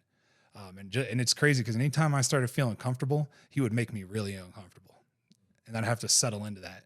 And I started thinking about that. And, you know, I encourage people to find your faith. And the great part about faith is that like, I've always been a science-based guy, and like, I need proof.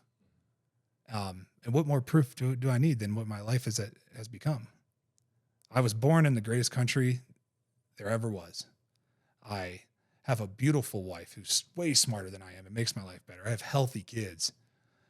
I have no worries in the world, and I have all the opportunity ahead of me. And I got to retire when I was 32 years old. And I never have to work. I can never have to make money again. I could just live on the money I've already made. Never have to make money. I could just do the things I want to do and help the people I want to help. So I encourage people to do that. If you're struggling, I've done all kinds of different therapies, all kinds of different, you know, I microdose mushrooms that helps with the brain stuff.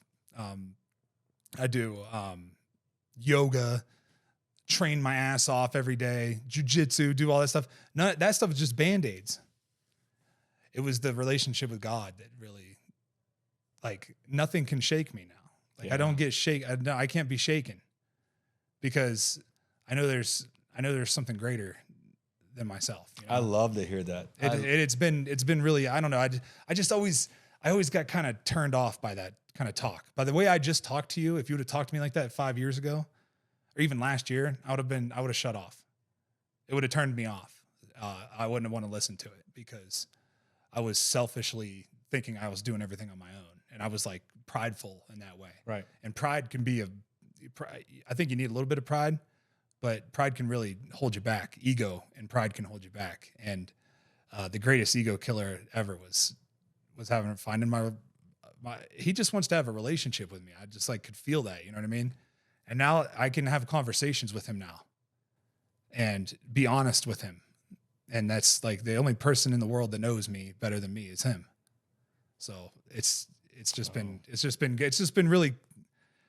really changed my whole perspective on everything. And I don't push it on my wife and I don't push it on my kids or anything, but it's like, that's for me. I think that everybody should be allowed to believe whatever they want to believe. And, you know, I believe in God and I believe that he sacrificed his own child for us. And, that's just, you know, that's what I believe. And it makes me, and it gives me solace and it makes me feel whole. That empty feeling of not having your father and then like not having the love of a mother. Because my mother didn't show me any kind of love. You know, she put me in harm's way. She treated me and talked to me in a certain way that made me, I didn't know what unconditional love was, but now I do. I know what it feel like. My daughter, my youngest daughter, my oldest is my stepdaughter. So I didn't get her at that young age, but my youngest daughter, like I know that she gave me the first feeling of unconditional love. But there was still something missing. There was still like this, but God will, no matter what I do, he'll forgive me. You know what I mean? He will forgive as long as I ask him for forgiveness, you know, he'll forgive me. And that allows you to forgive yourself. So that it's just, you know, I talk to addicts about this all the time. And I'm like, if you could just find a relationship with God and like forgive yourself, you'll be able to get over this. Because if you can't forgive yourself, you know, if God can forgive you, then you can forgive you. If he can do it, you can do it. So that's the way I look at it. And I'm telling you, this is literally like the last 6 months.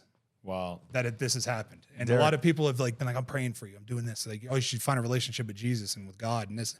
And I used to just be like, man, shut the fuck up. Like, I don't want to hear it, man. Yeah. And I don't think you have to go. I don't think you have to be like this devout, go to church every Sunday. You know, I don't do all that. I don't pray every night, but I try to. Personal. You know, it's for me. I do it for me, and I have a relationship with somebody who I consider a father figure. You know, and that's all I need.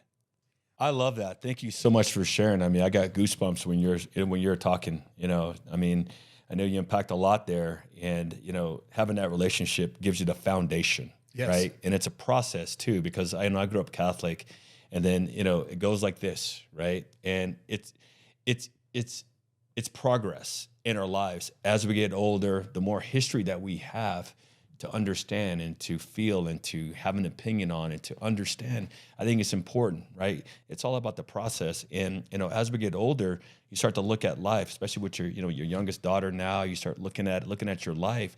And, you know, just to unpack what you said about like, you know, the dark parts, you know, I think, you know, a lot of us for what we did, especially for where we come from as well, like, what does it all mean? You know, like, you know, what does it all mean? And people who don't understand think like, you have it all. I have it all. You got money, you got fame, you got fortune. Like, look at that big, you know, look at that big house, that big car you got. That doesn't mean shit if you don't have purpose. Yep. If you don't have purpose, like you said, like, you know, we can fill the void, but if we don't understand why we wake up and why we're here, we don't need to be here, you know? And for us, our mentality, that's why we bond so much with our operators in our military, because a lot of them, they understand, they get it too. And we're not crazy, as some people may say, who don't understand our mentality. You know, we're successful because our mentality, you know, and the way that we think about things and the things that we need to have attainable. Like we need to be part of something. We need to be part of a group. We have to have a goal that we have to attain, that we have to work hard. And then once we achieved it, we got to do it all over again. That's what pushes us. That's what pushes us to live. And, we all get into that rut. I mean, you got it after you retired too, and it may come back, but having that resiliency to know what it is and to have the tools to understand and how to work our way out of it, because there's a lot of us that feel the same way, but because we're not part of that locker room, that team anymore, no one understands. And we can't go out there and talk to a general public person. No. Because they don't understand our mentality. You can't even talk to like a normal therapist about it. They don't get They it. never understood. And all me. it does is frustrate the hell out of us. We're like, fuck it. You know what I mean? And we get so frustrated and it makes us go the other way. But surrounding us by the right type of people that understand is so healthy. That's why I'm so passionate for, our program, our Stronghold program of bringing guys together, because as we're helping other people, it helps me too, and it's a practice. It's like yoga practice. It's a practice. I got to stay on it, because if I, go this way for a while, don't do it, these demons start coming in, and it's not good. It's not healthy. Hey everybody, this episode is brought to you by Black Buffalo. Black Buffalo's nicotine pouches do not contain tobacco leaf or stem. What they do contain is a ton of flavor, and they're packed with pharmaceutical grade nicotine. The magic of Black Buffalo is they discovered a way to make cured edible green leaves behave like the texture of tobacco. And they add food grade ingredients for industry classic flavors. You're in good company if you roam with the Black Buffalo herd. The business was built by dippers with decades of smokeless tobacco use. They manufacture their tobacco alternatives with respect for those products that came before them. Bold flavors, full pouches, metal lids, and a brand that stands for something: American. Their products are also proudly endorsed by brand ambassadors such as MMA Hall of Famer Cowboy Cerrone, NASCAR champion Brian Blaney, rising country star Larry Fleet, and Rob O'Neill, former U.S. Navy SEAL Team 6. So if you're 21 and older and you consume nicotine or tobacco and you want to join the Black Buffalo herd, head over to blackbuffalo.com to learn more. You can order nicotine pouches online, and they ship directly to most states. Or you can check out their store locator to purchase pouches at thousands of retail locations around the country. Black Buffalo, an American brand, pouches worth respect. Well, that's the thing, man. The devil's real. Satan is real, and evil is real, and we see it all around us. And it tries to creep in. And when you're at your weakest, that's when it comes and gets you.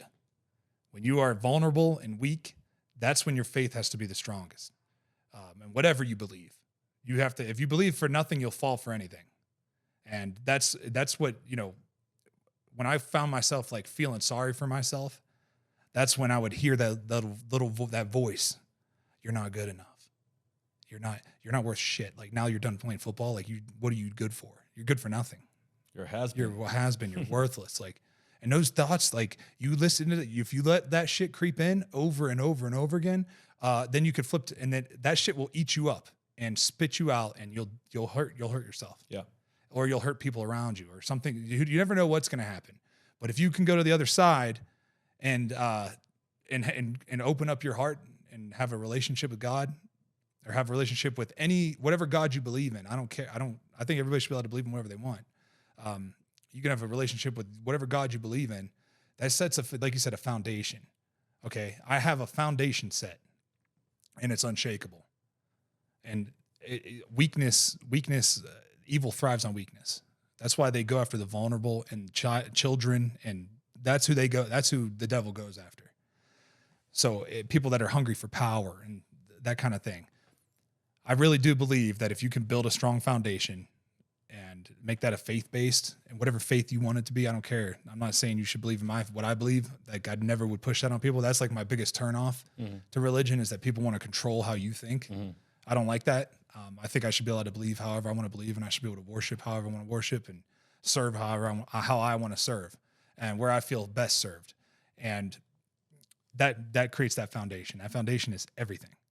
Because now, no matter what you knock off, I still have. If you build a house on a shitty foundation, if a flood comes in there and wipes everything out, everything's gone. But if the foundation is strong, it might wipe out the second floor, the first floor, but guess what? The basement's still intact. So you can still rebuild. You can always rebuild. But if you let it wash, if you have no foundation, you can get wiped all the way out. Yeah, but just to, you know, expand on that foundation aspect, you know, having faith is important. You know, so I believe in God, family, and country. Those are my tenements: God, family, and country, and that's what I live by. You know, and you know, part of that foundation with God, you know, when you get into your weak points, you know, you got to make sure you surround yourself with like-minded people that understand, that you can trust and talk to. And you know, any of the guys listening out there right now, I mean, look, we all get down into these places too, but just know that you're not alone. You know, and there's other people that understand. So if you ever get down to that point, make sure you reach out. You know, make sure you reach out to someone, because it's hard, because especially for us being on a team, you know, there's one thing that we don't want to be, and that's the weak link. Mm-hmm. You never want to be the weak link. You never want to be the weakest guy, you know, because you know how we treat the weakest guy. You know, we push, we go. Either you jump on or you jump the hell off. And if you get down to that point, especially after taking the uniform off, you know, for us and for operators, you know, you feel like, well, you know who I used to be? You know what I used to do, you know, downrange? You know what I used to do on the football field? You know, we can't do that anymore. Now you're taking your daughter to school. Now you're freaking putting the toilet seat down. And you're at home, and now you're not the freaking, you know, platoon leader. You're not the captain of the football team. You're second rate. You know, your wife is running the home, right? And you just work here. And that's a little, you know, that's a mind fuck too, right? That's you better understand that, right? So all these different elements you got to understand, right? And you got to find that purpose and why you're here. And that's a process. And the problem is, like, so many of us, we don't put the time and effort into doing that. You know, that's why, you know, I got into yoga, you know, because it's giving me that chance to pause. I mean, you know, we're the same. We're full speed. Like, I have no choice but to succeed. I got to bust my ass. I got to work. I can't sleep because I got to, like, gain. And I got to gain on someone that's trying to, like, take my job. You know, I got to be the best. I got to keep going. I got to keep pressing. I got to keep pushing. Push. You take the uniform off, you're not pushing anymore. So why are you doing this? Why, like what's your purpose in anything? And, you know, in life, you got everything, but you have nothing. Yeah. Right? So you may have the title of Navy SEAL, Green Beret, you know, NFL champion, but you take the uniform off, you don't have anything. Yeah. You got to find a way. You got to look at it, you know, and see how you can, you know, use the past and what you learned to build the future, you know, looking forward. And anything is possible. For what we did, far succeeds anyone else did. Trust me. The things that we learned on the football field, what guys learned on the battlefield, you can't replace that. No. You can't replicate that. So that gives us a heads-up advantage to anybody else in the civilian world. You know, so you got to understand that, you know, and making sure you spend the time to work on yourself, because that's so important. Because what happens, we're always on to the next thing in life. Because the worst question I hated when I retired was like, so Derek, what are you doing now? Oh, I know. I still get it. What are you doing now? Like, I mean, I'm like, I hated that question, because inside, like, you know, here's all pro NFL linebacker, you know what I mean? Like, okay, what are you doing now? And the expectation is I should be doing at the same level of what I just left. Yeah, I should be doing something elite. Right. But deep down inside, like, I ain't doing shit. You know, and I feel so insecure. I don't even know who in the hell I am. Yep. You know, like, yeah, I'm not at a good place. And then, like, you put on this front, like, no, I got everything in control, when you don't have anything in control. Yep. You know, but it's okay to be honest with yourself. Like, this is a transitional part of your life. It's okay. It's okay. The problem is, like, we don't have that community, that bond, that brotherhood that we had when we were doing what we did. Yeah. Either in the locker room, on the football field, or, you know, in the military with those guys. You know what I mean? Because every day you wake up, you might not feel like going and doing it, but you do. Why? Because you have to. Because someone else is counting on your exactly. ass, right? You got to go. So how does it work now when no one's counting on you to do it? Makes it hard, you know? But that's that accountability is important. That's why I said, if you get to a low point in your life, that accountability to your brother that knows you, reach out to him. Yeah. You know, reach out and have that faith and have that talk with God. You know what I mean? You're not alone. You're not by yourself. There's other people that understand it too. You know, I mean, you know, with the headaches and the ringing in the ears and all the shit that we have to deal with, you know what I mean? It's just all kind of part of what we do, right? You know, it's hard to explain that to people who haven't played the game, who don't understand, who haven't had, you know, CTE or TBI, whatever you want to call it. You know what I mean? Yeah. But people who understand that, hey man, have you tried this out? You know, have you tried this out? Hey, you know, hey, try this.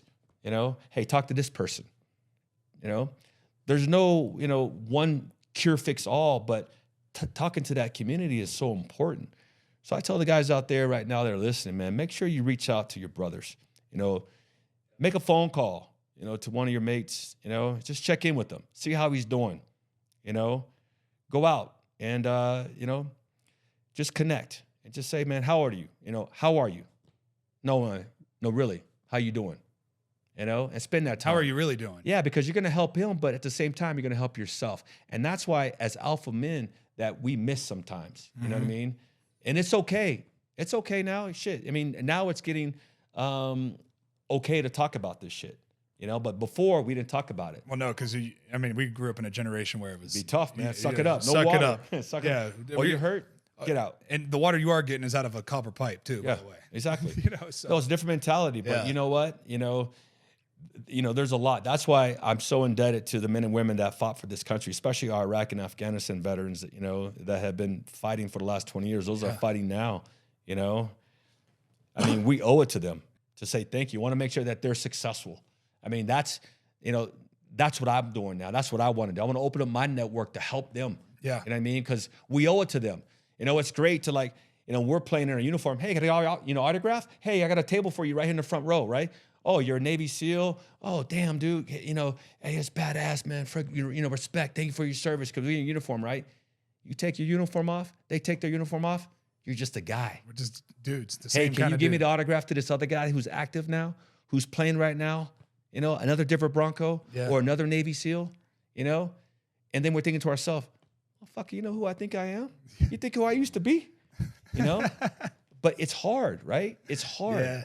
But if you take the time to understand and to like, you know, and to put time into it, you know, put the time into it. I think a lot of us don't put the time into ourselves because it's always outward. Like for us, camera's always watching us. Everything we do, every move you make, Derek, they're watching film. you. Yeah, it's always the on eyes film. in the sky are always watching. It doesn't lie either. What do you do in the locker room? What you do in the weight room? What you do off the field? They're always watching you, everything that you do.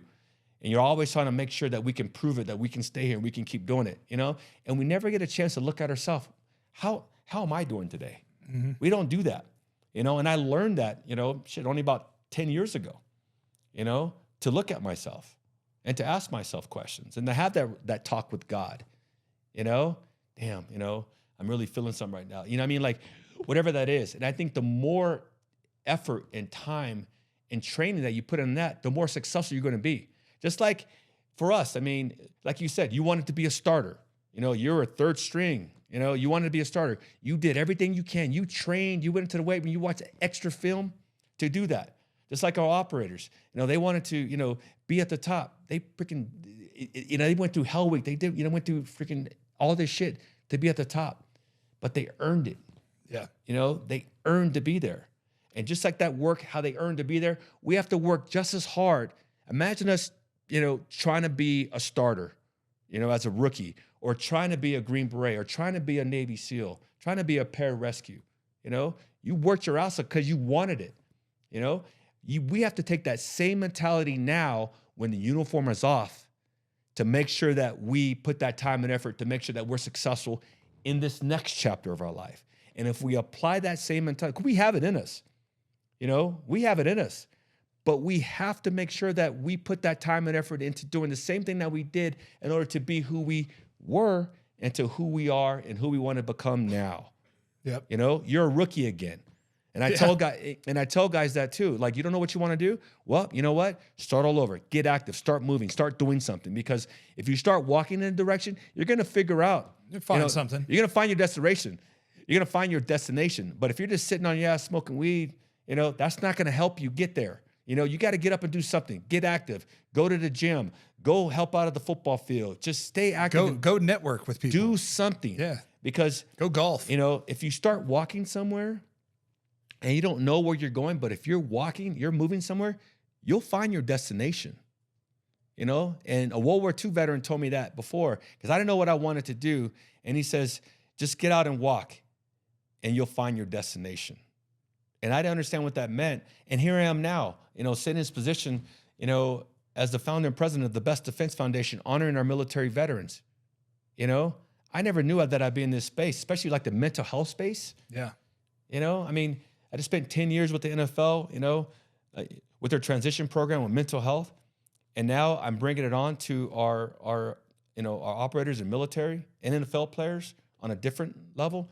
It's about the quantity, it's about the quality and not about the quantity. Because the more individual players that and men that we can help, they can be better men, better husbands, better leaders in their community. And then they can also be that ambassador to help someone else in their neighborhood that they know. It's all about the numbers. I don't care about the numbers. I care about the quality of the people, each person, And if we can understand that and continue to build this up, there's nothing that we can't do. Yep. And we can grow. We can make this country even better, to make sure that we don't turn our backs after we take the uniforms off of our men and women and, that served, because it's my duty because they gave us this opportunity. Yep. And that's why I'm so indebted to them. That's why, second part of my life, man, I just want to serve and give back and say thank you. And I'm committed. 100%. You can hear my passion in it, Oh, yeah. And I got their back. I tell them, it's like, we are your best defense. Like, I got your back. You got some allies in you. And I'm bringing my network, my business professionals, guys like Mike, Saparis, and Don, to step up. He built this, Mike, he built this amazing, beautiful lodge. We went there 4 years ago, and we had one, the first year we did it, right? We had one bathroom as an outhouse, and we had trailers, and we made it work. But it was so powerful, and he understood why we were there. He saw the impact of what it meant. He saw the emotion from these freaking, badass freaking operators, NFL players. And he saw that and said, shit, we got to make sure that, we can have this, everyone under one house. And he told me that next year, he says, I'm going to build you a lodge. And he did it. He did it so fast. And it's at 10,000 feet in the middle of nowhere. And it's beautiful. Every room has a toilet, and it has like these toilets that spray. You have a bidet on that. It's amazing because he said, I want the absolutely best for our military, for our operators, because they did their absolute best for us. Want to make sure that we recognize and support them and want their absolute best. And this place is absolutely amazing. And we're just growing it, right now. So we are going to expand it. We're going to continue to affect and bring more operators and ball players up there, so that we can, continue to put better leaders out there to help each other and to help this community, because we don't have all the answers, but collectively we can figure anything out. I tell you that. You put us together, we can figure anything out. You know that too. Yep. So part of that is that bond, and that's what I love now, because although I'm not in the locker room anymore, I have my team. Yeah. I have that bond. I have the guys that I can call and check in with, like John Wayne Walding. Yeah. I know he was on the show. Yes. That guy. Incredible. Oh my gosh, man. He inspires me so much, and his faith in God and how he articulates it. It's just absolutely amazing. And what he went through, you think about, you had a bad day. You didn't have you had to tie your leg to your leg and keep on fighting and stay in the with fight. a shoestring and then keep fighting and stay in the fight. and then get in a helicopter crash. Yeah. And then have a lung collapse. Think about this. Incredible. Right? And You being think so about this. positive. He's so positive. Oh man, the guy is just so inspiring, and he's on our board, for the foundation, and is just a absolutely inspiring, husband, leader, man. Just absolutely amazing. Around guys like that, I feel like I got my tribe. Yeah. And I want to, and the more we connect, we're all out there. We hunt, we fish, we love this country, we love God. We're all the same. We have the same mentality of what we want in life and how to go about it. And we can help each other too, to be the best that we can be. Yeah. That's the key. Lifting each other It's up. to make sure that That's we great. stay in this community. It's not competitive at all, man. I want to help. I want to serve. I want to give back.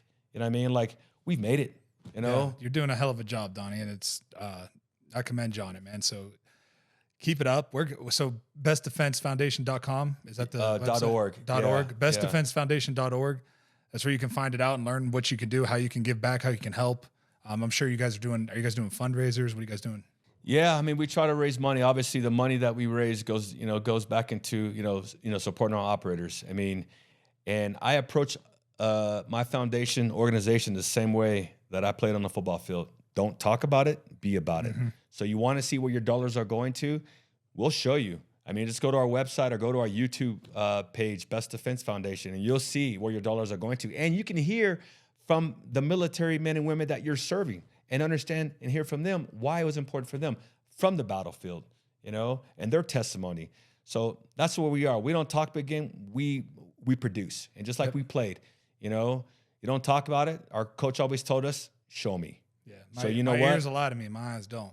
That's right. That's right. So we're showing you, and we're showing where your dollars are going. So we love to have your support. We have a number of videos so you can see the kind of work that we do with our Stronghold program, our Transition Stronghold program in Utah, our Battle for Return programs all over the world, and also our education program. So make sure we're looking at, for the future for our next generation students so they understand the service and sacrifice of our military. And look, man, I just want to say, thank you to each and every, one of the men and women that put the uniform on to defend this country. We owe it to you. We're indebted to you. We recognize you. We thank you, and we're going to support you. You're able to provide, us to live a little example of the American dream, and it truly is, because considering like our childhood and where we started, and the doubts, and to be able to, to get educated, to go on to, to have a great career, but more importantly, to be in this position now to serve and to give back and to make a difference and to lift somebody else up is truly powerful. So thank you for having me, and and I'm truly honored. Yeah, me too, man. Thank you so much. Awesome. Cool. All right. Thanks for listening to the Wolfe Untamed podcast. Be sure to check me out on Instagram, DerekWolfe_95. Check out the Wolfe Untamed podcast on YouTube. You can listen on all the other platforms, as well as DerekWolfe.com.